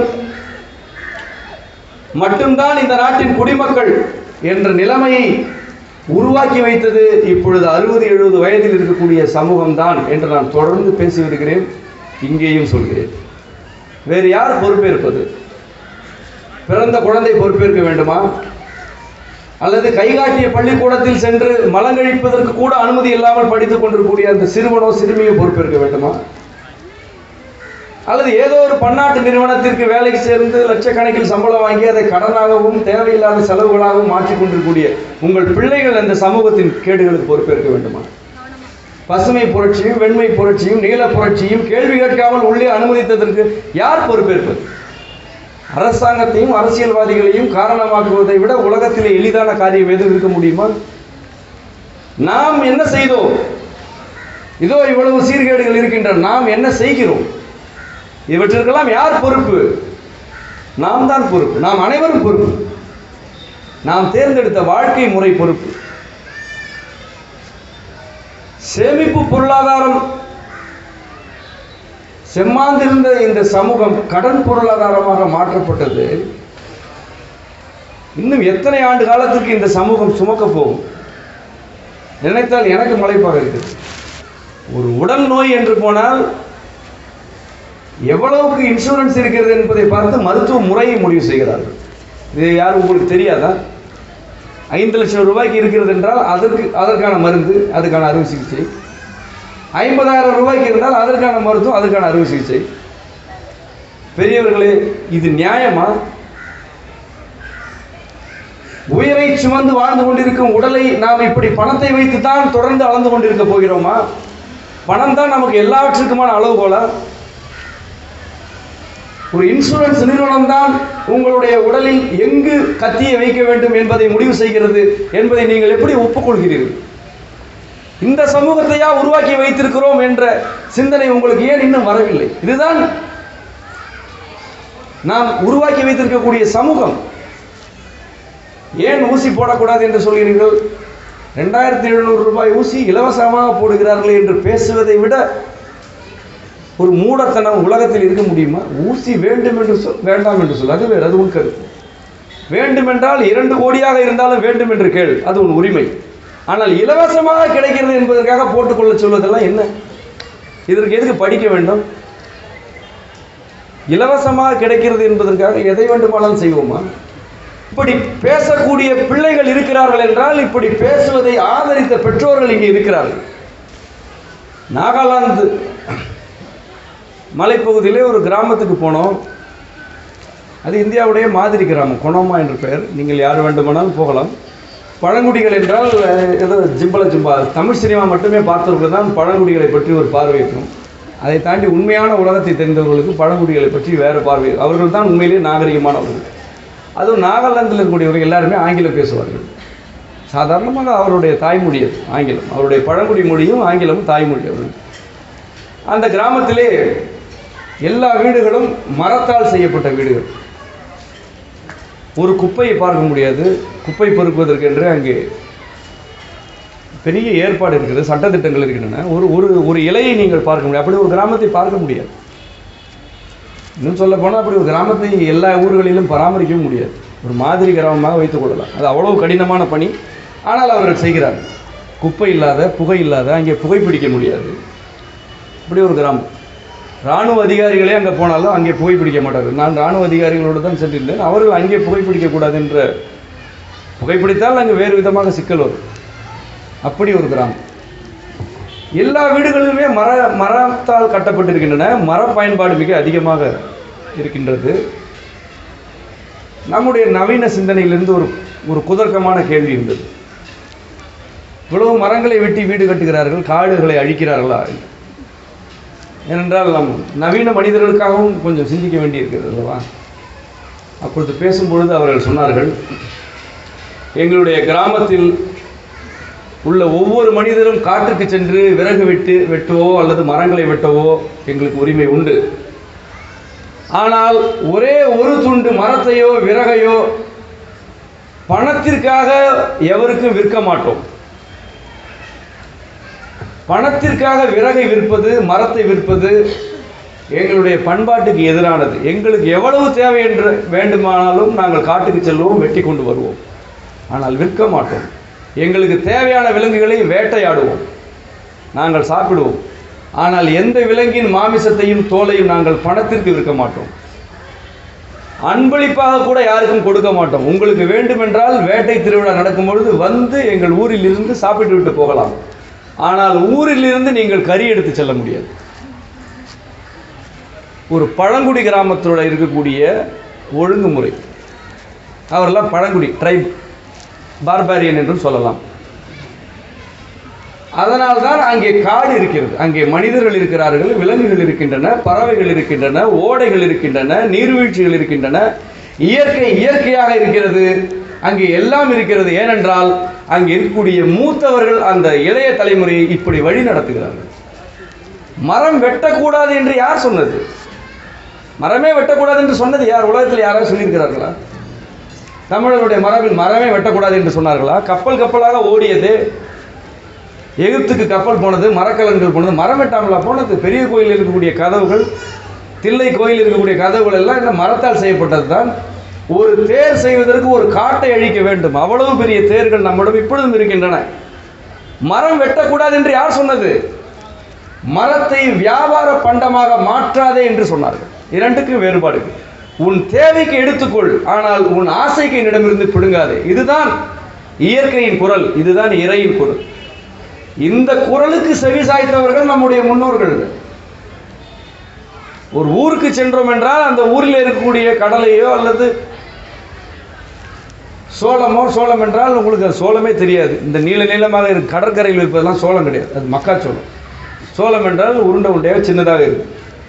சோளமோ கடலையோ அந்த ஊரிலே விளைந்திருக்கிறது என்றால் யார் வேண்டுமானாலும் அந்த தோட்டத்திற்குள் சென்று பறித்து சாப்பிடலாம். தோட்டத்துக்காரர் பார்த்தால் இன்னும் கொஞ்சம் பறித்து தருவார்.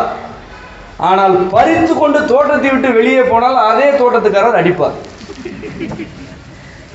இது சாதாரணமாக நம்முடைய மரபில் இருந்த பண்பாடு.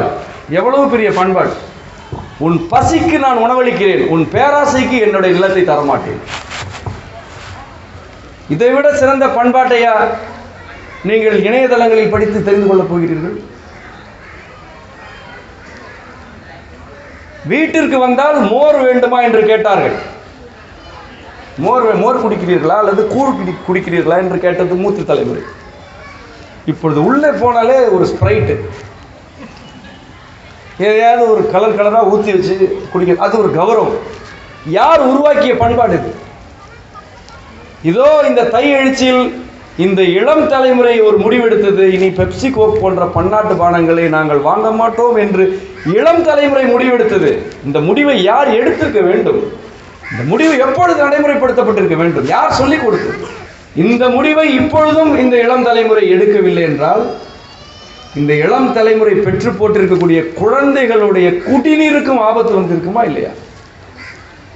தாமிரபரணியிலிருந்து அவன் தண்ணீர் உறிஞ்சி அதே ஒரு பானமாக நம்மிடம் கொடுப்பான். அதை குடித்தால் வயிற்றிலே புற்றுநோய் வரைக்கும் வரும். அதுக்கு கௌரவம் என்ற பெயரை வேறு சூட்டுவான். எல்லாவற்றையும் நாம் சகித்துக் கொண்டிருக்க வேண்டும் என்றால் இந்த குழந்தைகளுடைய எதிர்காலம் என்ன ஆகுது? லேஸ் போன்ற பொருள்களை வாங்கி என் குழந்தைக்கு தரமாட்டேன் என்று சொல்லக்கூடிய இளம் தலைமுறை இப்பொழுது இருக்கிறது. ஏன் இந்த முடிவு எடுக்கப்பட்டது? ஏன் இந்த முடிவை நாங்கள் எடுக்கிறோம்? என்னை விட இளைய வயதில் இருக்கக்கூடியவர்கள் ஏன் இந்த முடிவு எடுத்திருக்கிறார்கள்? அது உணவே அல்ல, அது முழுக்க நஞ்சு. ஆனால் ஒரு தாத்தனும் பாட்டியும் வீட்டுக்கு வரும்போது வாங்கி வரும் பொருள் பட்டியல் என்ன? டார்க் ஃபேண்டசி, பிளாக் மேஜிக்கு பேர். இதெல்லாம் இதே தமிழில் வச்சா கேவலமாக இருக்கும்பா. கருப்பு மந்திரம் அப்படின்னு பேர் வச்சா நல்லா இருக்கும், ஆனால் இங்கிலீஷில் வச்சா அது கௌரவம். லேஸு, இந்த மாதிரியான ரசாயன குப்பைகளை தான் குழந்தைகளுக்கு ஊட்டி விடுறது. வீட்டில் இருக்கக்கூடிய இந்த இளம் தலைமுறை இதெல்லாம் வேண்டாம்னு சொன்னால் உங்கள் அப்பனுக்கும் ஆத்தலுக்கும் வேறு வேலை கிடையாது, நீ சாப்பிடு என்று ஊட்டி விடுறது. ஏன்? அது என்ன உன்னதத்தை பார்த்து விட்டீர்கள்? இந்த மாதிரியான மோசமான உணவு பழக்கங்கள் தான் உங்களுடைய உடல் நலத்தை சிதைத்திருக்கின்றன என்ற உண்மையை பெரியோர்களே தயவு செய்து நீங்கள் இப்பொழுதாவது புரிந்து கொள்ளுங்கள். நமக்குள் முரண்பாடு இருப்பதற்கு நியாயமே இல்லை. நமக்குள் ஏன் முரண்பாடு இருக்க வேண்டும்? பேர பிள்ளைகள் நன்றாக இருக்க வேண்டும் என்று நீங்கள் நினைக்கிறீர்கள், பெற்ற பிள்ளைகள் நன்றாக இருக்க வேண்டும் என்று தான் உங்கள் பிள்ளைகள் நினைக்கிறார்கள். இதில் முரண்பாடு கிடையாது. ஆனால் நலமாக வாழ்வதற்கு நீங்கள் தேர்ந்தெடுத்த வழி தவறானது என்பதை நாங்கள் சுட்டிக்காட்டும் பொழுது பெருந்தன்மையோடு நீங்கள் அதை ஒப்புக்கொள்ளுங்கள். நீங்கள் ஒப்புக்கொண்டு எங்களோடு கைகோர்க்கும் போது எங்களுக்கு கிடைக்கும் வலிமைக்கு அளவே கிடையாது. ஏனென்றால் வாழ்வின் எல்லா தருணங்களிலும் நாங்கள் சரியான முடிவை எடுப்பவர்கள் அல்ல. எங்களுக்கு அனுபவம் கிடையாது. எங்களுக்கு வாழ்க்கையில் அனுபவங்கள் மிகவும் குறைவு. நாங்கள் நிறைய படிப்பை நம்பி வாழ்ந்து கொண்டிருக்கிறோம். வெறும் மனப்பாடத்தை நம்பி வாழ்ந்து கொண்டிருக்கிறோம். ஒரு சிறிய நெருக்கடியை சமாளிப்பதற்கோ புரிந்து கொள்வதற்கோ எங்களுக்கு பக்குவம் கிடையாது. ஆனால் உங்களுக்கு உண்டு. இவ்வளவு மருந்து மாத்திரைகளையே சமாளித்த பிறகு உங்களுக்கு வாழ்க்கையில் வேறு என்ன பக்குவம் வேணும்? அதை விட ஒரு பக்குவத்தை உலகத்தில் யாரும் தர முடியுமா? இவ்வளவுக்கு அப்புறமும் இதை தவிர வேறு வழி இல்லை என்று ஒரு மனிதர் பேசுகிறார் என்றால் அவர் எந்த துன்பத்தையும் தாங்குவார். அவ்வளவு பக்குவம் உங்களிடம் இருக்கும் பொழுது உங்களுடைய வழிகாட்டுதல் இந்த இளைய தலைமுறைக்கு தேவை. நம்முடைய சமூகத்தில் நாம் நம்முடைய தொழில் மரபுகளை இழந்தோம். குழந்தைகளை வெளிநாட்டுக்கு அனுப்புவதற்கு ஒரு காலத்திலே அரசு வேலை, பிறகு தனியார் வேலை, அப்புறம் வெளிநாட்டு வேலை. ஒரு அனுபவத்தை நான் குறிப்பிட வேண்டது பல பேருடைய மனசாட்சியின் குரலாக இருக்கும், அதனால் நான் குறிப்பிடுகிறேன். இந்த அஜர்பைஜான் போன்ற வெறும் பனி மட்டுமே இருக்கக்கூடிய பகுதியில் வேலை செய்யக்கூடிய 2 பேர் எனக்கு தெரியும். ஒருவர் இங்கே இருக்கக்கூடிய செம்மை குடும்பத்தை சேர்ந்தவர், இன்னொருவர் என்னுடைய வீட்டுக்கு வந்திருந்தார். அவர் நம்முடைய புத்தகங்கள் எல்லாம் படித்து கெட்டு போன ஒரு ஆள். அப்படின்னா என்ற வேலையை விட போறாருன்னு அர்த்தம். அவர் வந்திருந்தார். புத்தகங்கள் தான் வேண்டுமென்றால் வாங்கி கொண்டு போக சொல்லுங்கள் என்று சொல்லியிருந்தேன். ஆனால் அவர் சந்திக்க வேண்டும் என்று வந்தார். வீட்டுக்கு வந்து சரியாக பேசவில்லை. அவர் பாட்டு உட்கார்ந்த ஒரு இளைஞர் சரியாக பேசவே இல்லை. அதன் பிறகு குளித்து விட்டு வாருங்கள், நிதானமாக பேசலாம் என்று சிறிது நேரம் வீட்டில் இருக்க வைத்தோம். நான் வெளியில் சென்ற நேரம் என்னுடைய வீட்டில் என்னுடைய துணைவியாரிடம் கண் கலங்கி அழுதார். இன்னும் வீட்டுக்கு போகவே இல்லை. அந்த நாட்டிலிருந்து விமான நிலையத்தில் இறங்கி நேராக தஞ்சாவூருக்கு வந்து விட்டார். அவருடைய ஊர் ரொம்ப வெகு ஒரு 400 கிலோமீட்டர் தொலைவில் உள்ள ஊர். அவர் இன்னும் வீட்டுக்கே போகல, நேராக இங்கே வந்து அழுகிறார். என்னவென்றால், அந்த நாட்டில் இருக்கக்கூடிய பனி சுமை அவரால் தாங்க முடியவில்லை. அந்த நாடே முழுக்க பனிக்கட்டிகளால் நிரம்பிய நாடு. அந்த பண்பாடே வேறு, அங்கே உள்ள உணவு பழக்கம் எல்லாமே வேறு. பனி சுமை தாங்க முடியவில்லை. வேலையை விட்டு விடுகிறேன் என்று சொன்னால் முதல் எதிரி அந்த இளைஞருடைய தாய். வேலை இல்லாமல் வீட்டுக்கு வராது. ஏனென்றால் ஏறத்தாழ ஒரு 20 லட்சம் ரூபாய் செலவில் ஒரு வீடு கட்ட ஆரம்பித்திருக்கிறார். அந்த பையன் அழுகிறார். ஒரு பக்கம் மனைவியை சமாளிக்க முடியவில்லை, இன்னொரு பக்கம் அம்மாவை சமாளிக்க முடியவில்லை. இப்பொழுது அவர் வீட்டுக்கு போகும்பொழுது கணிசமான தொகையை கொண்டு போய் கொடுக்க வேண்டும். அவருடைய பிரச்சனை என்னவென்றால், டெல்லி விமான நிலையத்திலேயே அவருடைய பை தொலைந்து விட்டது.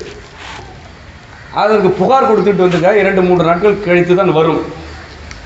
ஆனால் அவர் வீட்டில் இருக்கும் பொழுதே தொடர்ந்து தொலைபேசி அழைப்பு வந்து கொண்டே இருக்கு. பணத்தை கொண்டு போய் எங்கேயாவது கொடுத்துருவானோன்ற பதட்டம். இறங்கி 2 நாள் ஆச்சு, இன்னும் வீட்டுக்கு வரல. இதுதான் தாயோடைய கவலை. முக்கியமாக தனிப்பட்ட கவலையெல்லாம் இல்லைன்னு நான் சொல்ல வரல, முக்கியமான கவலை இருந்தால். அவர் அழுதுட்டு அதன் பிறகு கிளம்பி போனார். திரும்ப நாட்டுக்கு 2 நாள் 3 நாள் நாட்டுக்கு அந்த நாட்டுக்கு போகும்போது ஒரு முறை தொலைபேசியில் பேசிட்டு, என்னைக்காவது ஒரு நாள் நான் வேலையெல்லாம் விட்டுட்டு வர்றேங்க என்று சொல்லிவிட்டு போனார். இது மாதிரி நான் அவ்வளோ பேரை சந்தித்து கொண்டிருக்கிறேன். வெளிநாட்டில் வேலை செய்கிறவர்களுக்கெல்லாம் ஏதோ பெரிய சொகுசு வாழ்க்கை இருக்கிறது என்ற கற்பனைகள்லாம் தயவுசெய்து பெற்றோர்களுக்கோ பெரியோர்களுக்கோ வேண்டாம். நீங்களெல்லாம் இந்த மண்ணில் நீர் பருகி, இந்த மண்ணில் உணவருந்தி, இந்த மண்ணை அனுபவித்து விட்டீர்கள். உங்கள் பிள்ளைகள் இந்த மண்ணில் புரள்வதை தயவுசெய்து தடுக்காதீர்கள். அவ்வளவு பணி நெருக்கடிகள், அவ்வளவு மன நெருக்கடி, பொருளாதார நெருக்கடிகள் தான் வெளிநாட்டில் இருக்கக்கூடிய ஒவ்வொரு இளைஞனும் இளைஞியும் இளம்பெண்ணும் தன்னுடைய வாழ்நாட்களை எண்ணிக்கொண்டிருக்கிறார்கள். ஒரு சிலர் இருக்கலாம், இதுதான் எனக்கு பிடித்த வாழ்க்கை என்று இருக்கலாம். அவர்களுக்காக நான் பேசவில்லை, அவர்களுக்கு நான் தேவையும் இல்லை. ஆனால் என்னுடைய மன உணர்வை புரிந்து கொண்டு இதே உணர்வில் தவித்துக் கொண்டிருக்கக்கூடிய இளைஞர்கள் தான் பெரும்பகுதியினர். ஒரு வீடு கட்டுவதற்கு ஒரு உயிர் துன்புற வேண்டுமா? நான் கேட்கிறேன். ஒரு வீடு கட்ட வேண்டும் என்றால் அது இன்பமான செயலா அல்லது சித்திரவதையா? இந்த கல்யாணம் பண்ணிப்பார் வீட்டை கட்டிப்பார் என்று சொன்ன ஆள் யார் என்று தெரியவில்லை. கல்யாணம் பண்ணிட்டு நான்லாம் நல்லா தானே இருக்கேன், ஏன் யாருமே நல்லா இல்லையா? இல்லை கல்யாணம் பண்ணுறதுக்கு என்ன அவ்வளோ இப்படியெல்லாம் செலவு பண்ணணும்னு யாராவது சொன்னாங்க? நீங்களா பண்ணுறீங்க, அனுபவிக்க வேண்டியதா? எதுக்கு புலம்புறீங்க? ஒரு வீடு கட்ட வேண்டும் என்றால் நண்பர்களே, வீடு கட்டுவதற்கு வடிவமைப்பாளர் தேவையா? இல்லை. பொறியாளர் தேவையா? இல்லை. சிமெண்ட் தேவையா? இல்லை. கம்பி தேவையா? இல்லை. வீடு கட்டுவதற்கு என்ன வேண்டும்? மண்ணு போதும். வீடு கட்டுவதற்கு மண்ணு மட்டும் போதும் என்று சொன்னால், பெரும்பகுதியினோட மனக்கண்ணிலே ஒரு ஓலை குடிசை வந்து போயிருக்குமே. தஞ்சாவூர் அரண்மனை அந்த மண்ணில் கட்டப்பட்டது.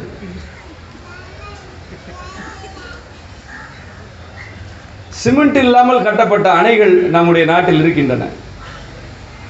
சிமெண்ட் இல்லாமல் கட்டப்பட்ட வீடுகள் தான் 150-200 ஆண்டு காலமாக இப்பொழுதும் நீங்களும் நானும் போனால் நிழல் தருவதற்கு காத்திருக்கின்றன. வீடு கட்டுவதற்கு சிமெண்ட் வேண்டும் என்று சொல்கிறார்கள் என்றால் அவர்களுடைய புரிதல் அல்லது அவர்களுடைய பிழைப்பு.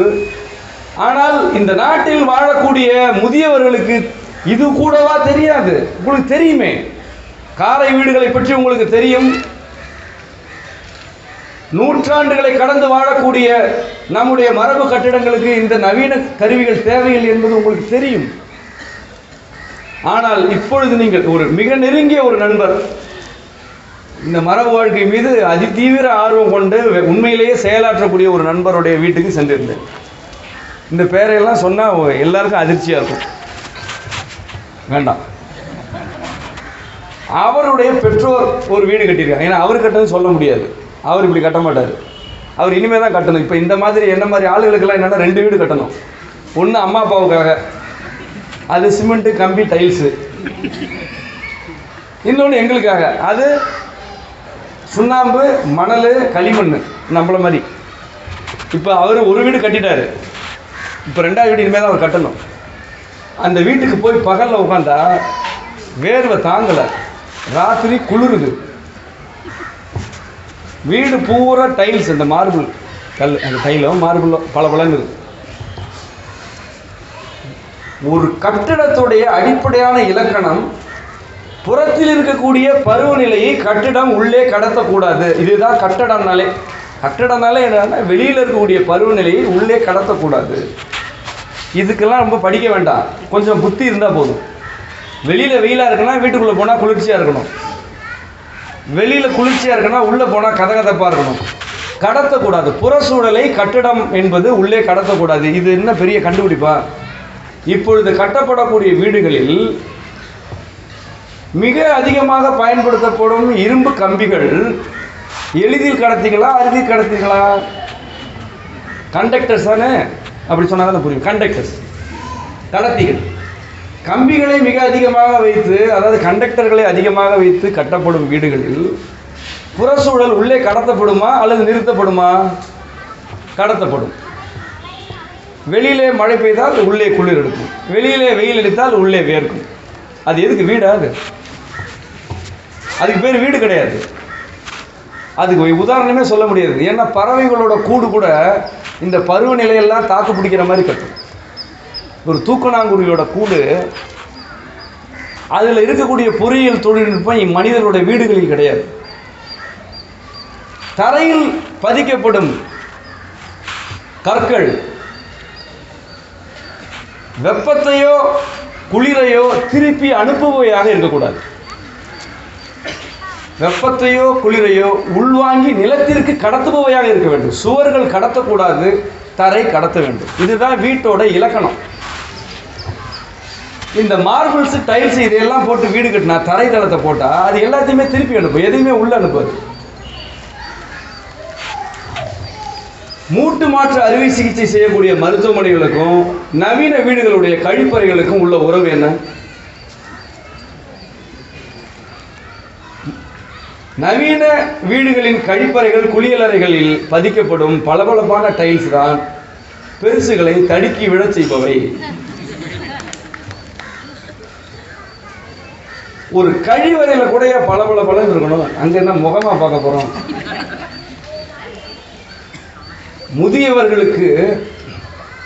முதியவர்களுடைய உடல் நலம், அவர்கள் எப்படி நடப்பார்கள், அவர்களுடைய உடல் பலம் எந்த அளவு இருக்கும் என்பதை கூட புரிந்து கொள்ளாமல் கட்டப்படும் இந்த வீடுகளுக்கு அந்த முதியவர்களே ஆதரவு தந்து கடன் வாங்கவும் சொல்கிறார்கள். நான் என்னுடைய அனுபவத்திலிருந்து சொல்கிறேன். இப்பொழுது இருக்கக்கூடிய முதியவர்கள் படும் பல்வேறு உடல் நோய்களுக்கு காரணம் இப்பொழுது கட்டப்படும் வீடுகளினுடைய தொழில்நுட்பம் தான். தரையில் பதிக்கப்படும் இந்த டைல்ஸ் நீங்கள் தொடர்ந்து நடந்து கொண்டே இருந்தால் குளிர்ச்சியும் சூடும் மாறி மாறி பாதத்தின் வழியாக மேலே ஏறி உங்களுடைய சிறுநீரகம் கடுமையாக பாதிக்கப்படும். ஆணாக இருந்தாலும் சரி, பெண்ணாக இருந்தாலும். நீங்கள் எந்நேரமும் எப்படி குளிர்ச்சியிலோ அல்லது சூட்டிலோ இருக்க முடியும்? இது என்ன நியாயமே கிடையாது. வீட்டுக்குள்ளே போனால் குளிர்ச்சி இருக்கக்கூடாது, சூடு இருக்கக்கூடாது. ஆனால் இந்த வீடுகளில் ஒன்று குளிர்ச்சி இருக்கு, சில்லுன்னு இருக்கு, இல்லைன்னா சூடாக இருக்கு. இது எப்படி நீங்கள் தொடர்ந்து இருக்க முடியும்? அங்கேயே நீங்கள் எப்படி தொடர்ந்து தூங்க முடியும்? அங்கே எப்படி சாப்பிட முடியும்? அங்கேயே நீங்கள் எப்படி இருக்க முடியும்? நம்முடைய மரபு வழிப்பட்ட கட்டுமானத்திலே அடித்தளத்திற்காக தோண்டி எடுக்கும் மண்ணை கொண்டே சுவர் எழுப்பி விடுவோம். கடனும் கிடையாது, கம்பெனியும் கிடையாது. அடித்தளத்திற்காக தோண்டும் மண்ணை கொண்டே அடித்தளத்திற்கு மேலே கட்டும் சுவரை கட்டக்கூடிய அளவுக்கு தற்சார்பான தொழில்நுட்பத்தை வைத்திருக்கக்கூடிய சமூகம் இப்பொழுதும் நான் அப்படிதான் கட்டி கொண்டிருக்கிறேன். ஒரு வீடு கட்ட வேண்டும் என்றால் 3 ஆண்டுகள் ஆகுமா? ஆகட்டும். 5 ஆண்டுகள் ஆகுமா? ஆகட்டும். என்ன குறை? 6 மாதத்தில் சாவியை வாங்க வேண்டும் என்ற நிர்பந்தம் என்ன இருக்கிறது? கடன் கொடுக்கும் நிறுவனத்துக்கு இருக்கும், கட்டி கொடுப்பவருக்கு இருக்கும். உங்களுக்கு என்ன நிர்பந்தம் இருக்கிறது? சேமிப்பிலிருந்து வீடு கட்ட வேண்டும், கடனிலிருந்து கட்டக்கூடாது. இந்த மண்ணின் மரபுகளோடு ஒத்துப்போகும் வீடுகளை கட்ட வேண்டும். மரபுகளோடும் புறச்சூழலோடும் முரண்படும் வீடுகளை கட்டக்கூடாது. இந்த பாடத்தை நாம் மறந்து இந்த சாதாரண தகவலை நாம் நிராகரித்து கடந்து வந்ததன் விளைவு குழந்தை முதல் முதியவர் வரை வீடுகளில் இருப்பதாலேயே நோய்வாய்ப்படுகிறார்கள். அந்த வீடுகளில் இருப்பதே போதுமான காரணம். எத்தனை பேர் வீடுகளுக்குள் செருப்பு போடும் நிலைமை இருக்கிறது. இதெல்லாம் தேவையா?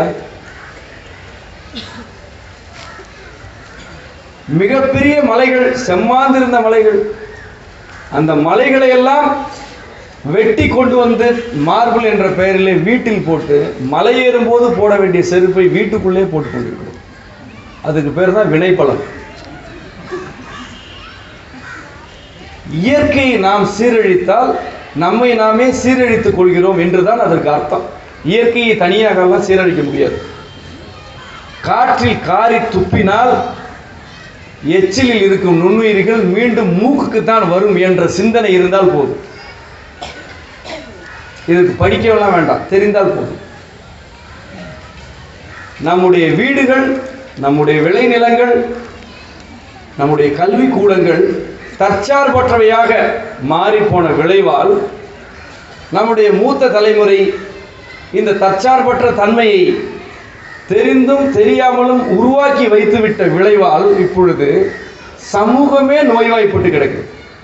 குழந்தைகள் மனப்பாட கல்வியை ஒப்பிக்க சொன்னால் ஒப்பிக்கிறார்கள், நடைமுறையில் ஒரு வேலையை செய்ய சொன்னால் திணறுகிறார்கள்.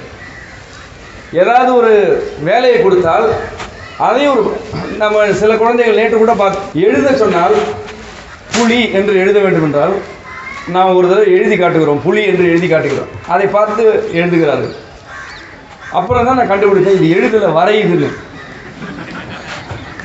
அதுக்கு பூவும் எழுத்துல, லீயும் எழுத்துல. இது ஒரு ஸ்ட்ரக்சர், அது ஒரு ஸ்ட்ரக்சர்.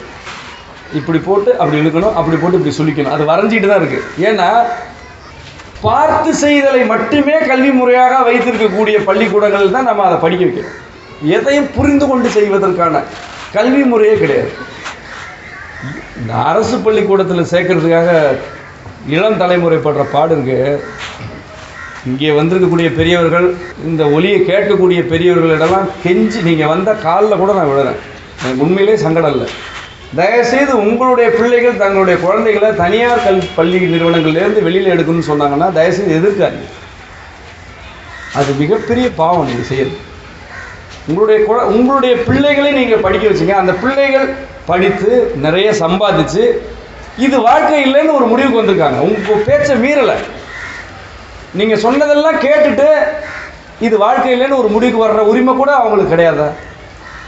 ஏன் அந்த முடிவை அவங்க எடுக்கக்கூடாது?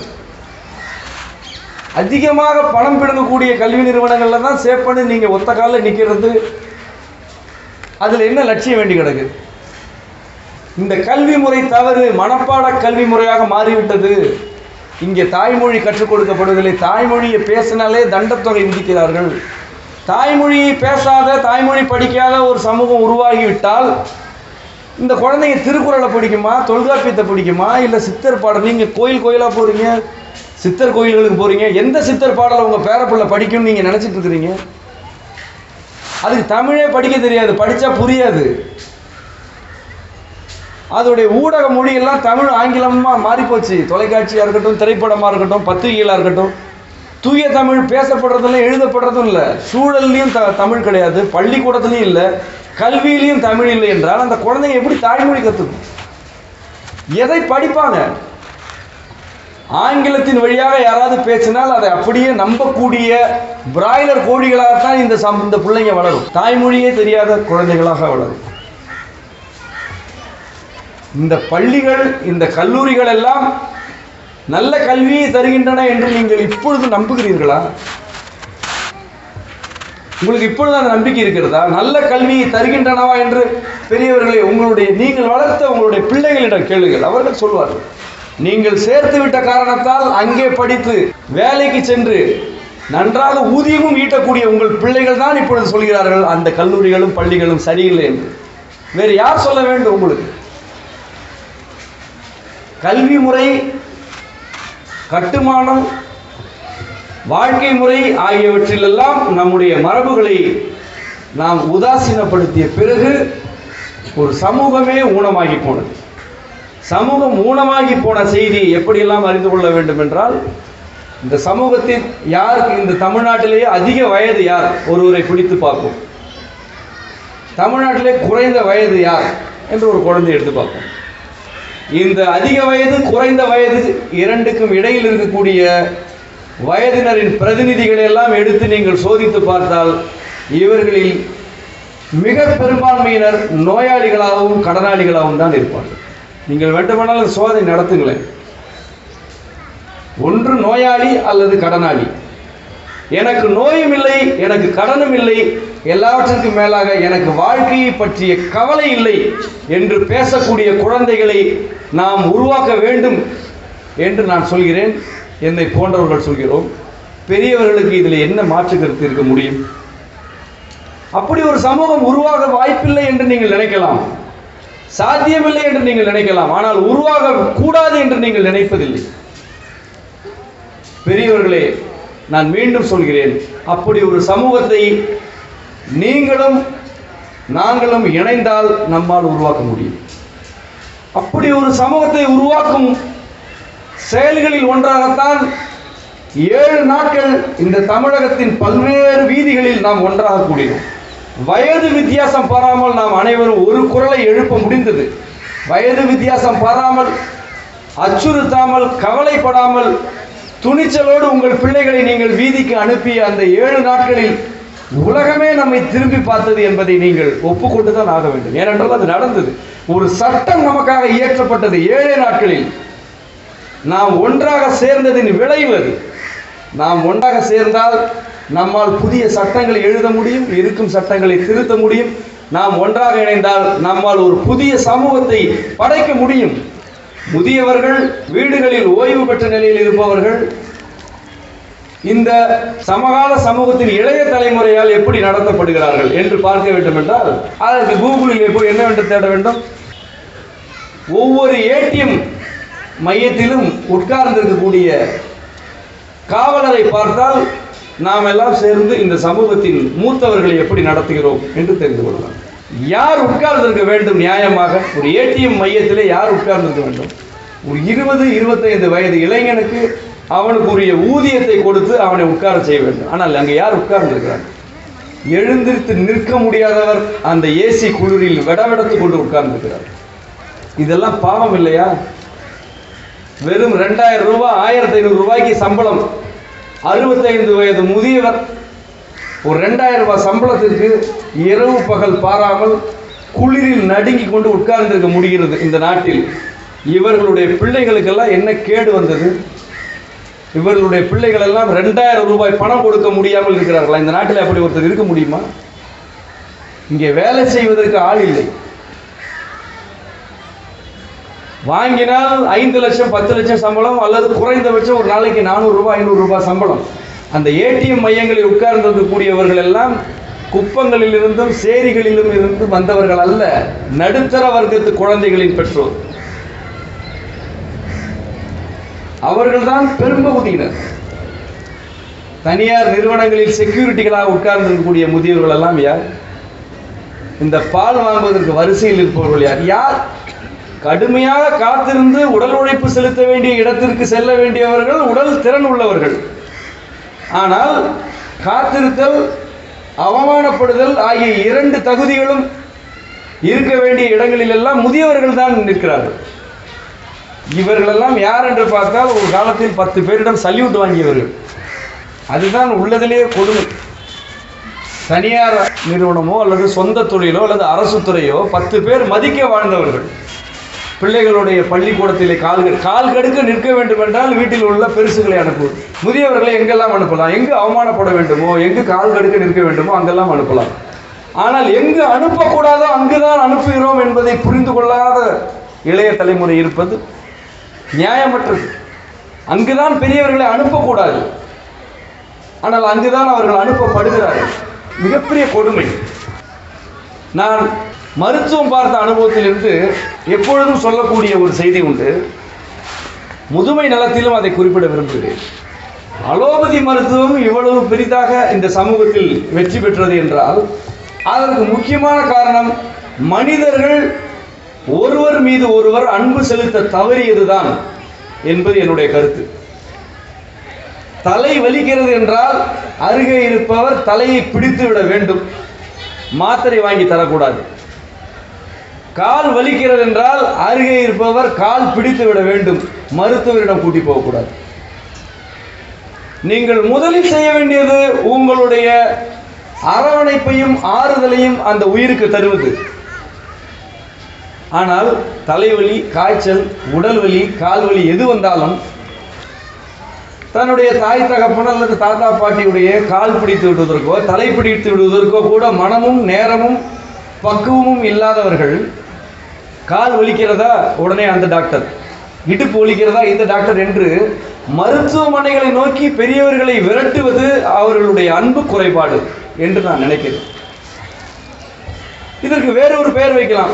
சூழல் இப்பொழுதெல்லாம் அப்படியான சூழல் இல்லை என்று சொல்லலாம். வேலை அதிகமாக இருக்கிறது, அவ்வளவு நேரம் கிடைப்பதில்லை என்று சொல்லலாம். ஆனால் நண்பர்களே, ஒரு குழந்தையை வளர்ப்பதற்கு நேர குறைபாடு, பணிச்சூழல் என்றெல்லாம் அவர்கள் காரணம் சொல்லி இருந்தார்கள் என்றால் 25 வயதிலேயே பெரும்பகுதி இளைஞர்கள் போய் சேர்ந்திருப்பார்கள். ஏனென்றால் இப்பொழுது 60-70 வயதில் உட்கார்ந்திருக்கக்கூடிய அனைவரும் தன்னுடைய வேலையை கூட விட்டு விலகி பொருளாதாரத்தை பற்றி கவலைப்படாமல், உறவினர்களை பற்றி கூட கவலைப்படாமல், அதிகாலையில் எழுந்து தேநீர் போட்டு கொடுத்து படிக்க வைத்து, காய்ச்சல் தலைவலி என்றால் அருகிலேயே இருந்து கவனித்து வளர்த்தவர்கள் தான் இப்பொழுது வரிசையில் நின்று கொண்டிருக்கக்கூடியவர்கள். அவர்களுக்கு மூட்டு வலி, இடுப்பு வலி என்றால் தான் நாம் மாத்திரைகளை மட்டுமே தீர்வாக வைக்கிறோம், நம்முடைய விரல்களை அவர்கள் மீது தொட அனுமதிப்பதில்லை. நான் உறுதியாக உங்களுக்கு சொல்லிக் கொள்கிறேன், எல்லா மூட்டு வலியும் குணமடையும், எல்லா இடுப்பு வலியும் குணமடையும். ஆனால் அந்த மூட்டுகளில், அந்த இடுப்புகளில் தொடும் விரல்களுக்கு உங்கள் மீது அன்பு இருக்க வேண்டும். அன்போடு ஒரு கை உங்கள் மீது பட்டால் உங்களுடைய நோய்கள் குணமாகும், உங்களுடைய வலி பறக்கும். இது இறை செய்தி அல்ல. உங்களுடைய குழந்தை வலியால் அழும் பொழுது உங்களுடைய அன்புதான் அந்த குழந்தையின் அழுகையை நிறுத்தியது என்பதை பெரியவர்களே நீங்கள் நன்றாக அறிவீர்கள். ஒரு தகப்பன் என்ற முறையில் நானும் அறிவேன். என் குழந்தை வீறிட்டு அழும்போது அன்போடு நான் அதை அரவணைத்தால் அந்த அன்பு அந்த குழந்தையின் அழுகையை நிறுத்தும். நிச்சயமாக மருந்து அதை செய்யாது, அறுவை சிகிச்சை அதை செய்யாது. இளைய தலைமுறையினர் தங்களுடைய பெற்றோருடைய உடல் நலனை பற்றி கூடுதலாக அல்ல, முழுமையான அக்கறை செலுத்த வேண்டிய பொறுப்பும் கடமையும் அவர்களுக்கு இருக்கு.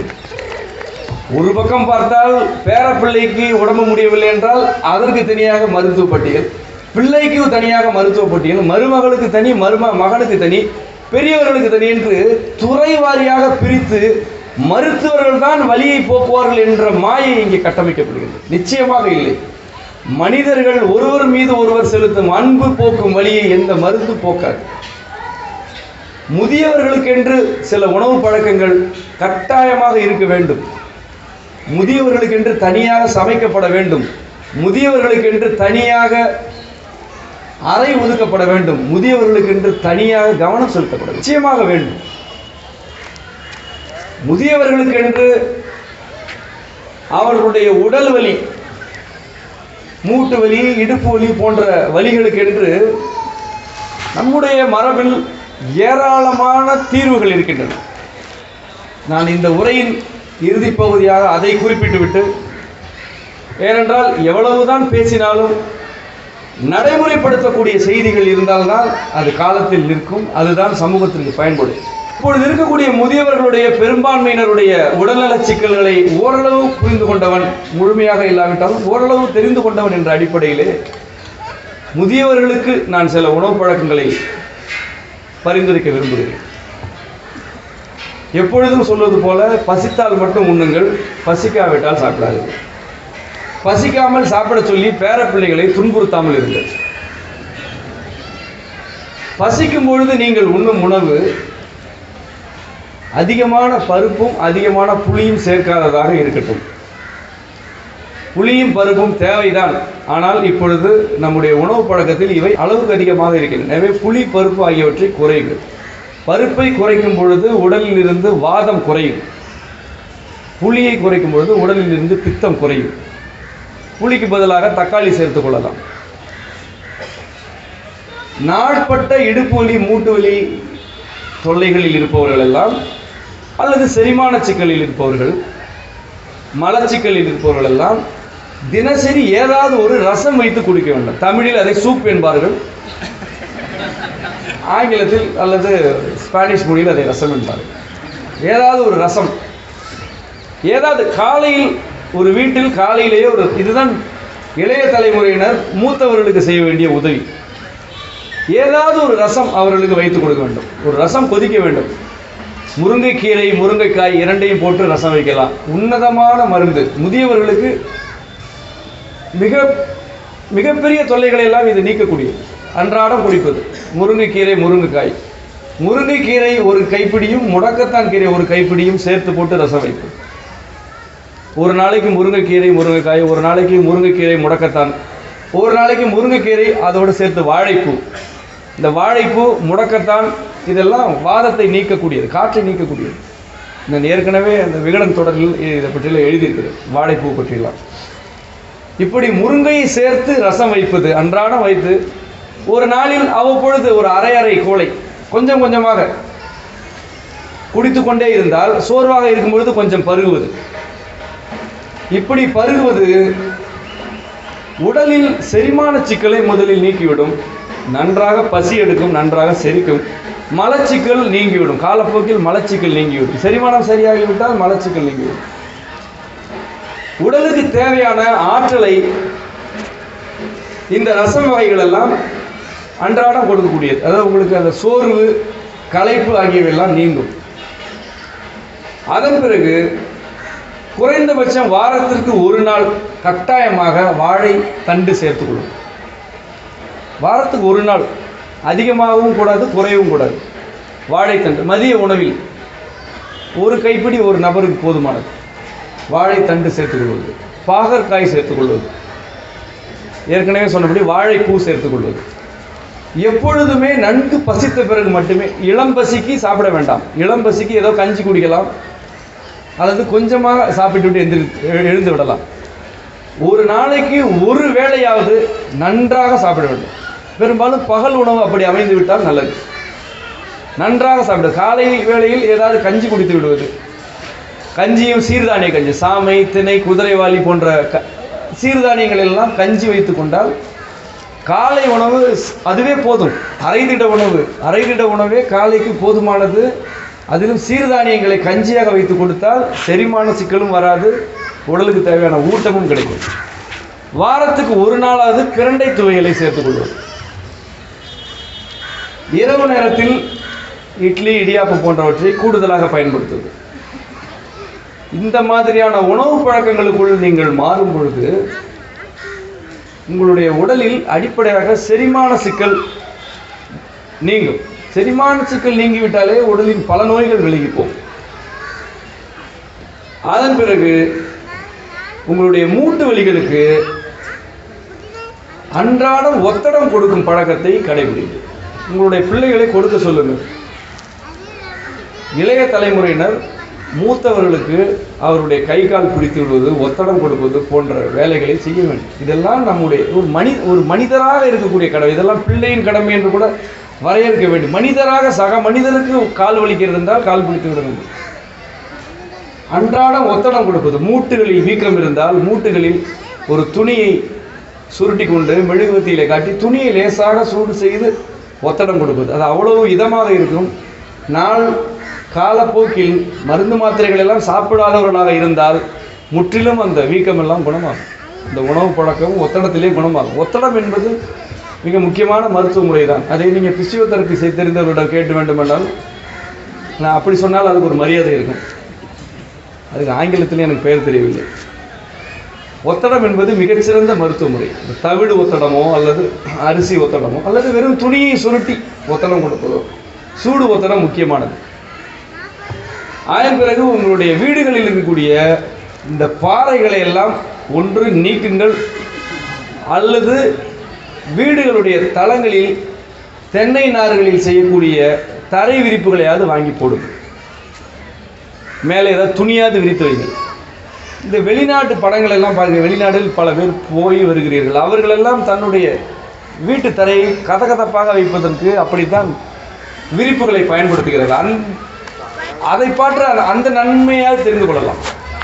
நிச்சயமாக நம்முடைய வீடுகளில் இப்பொழுது இருக்கக்கூடிய தரை நம்முடைய பெரியவர்களை, முதியவர்களை மூட்டு வலிக்காரர்களாகத்தான் தக்க வைக்கும்.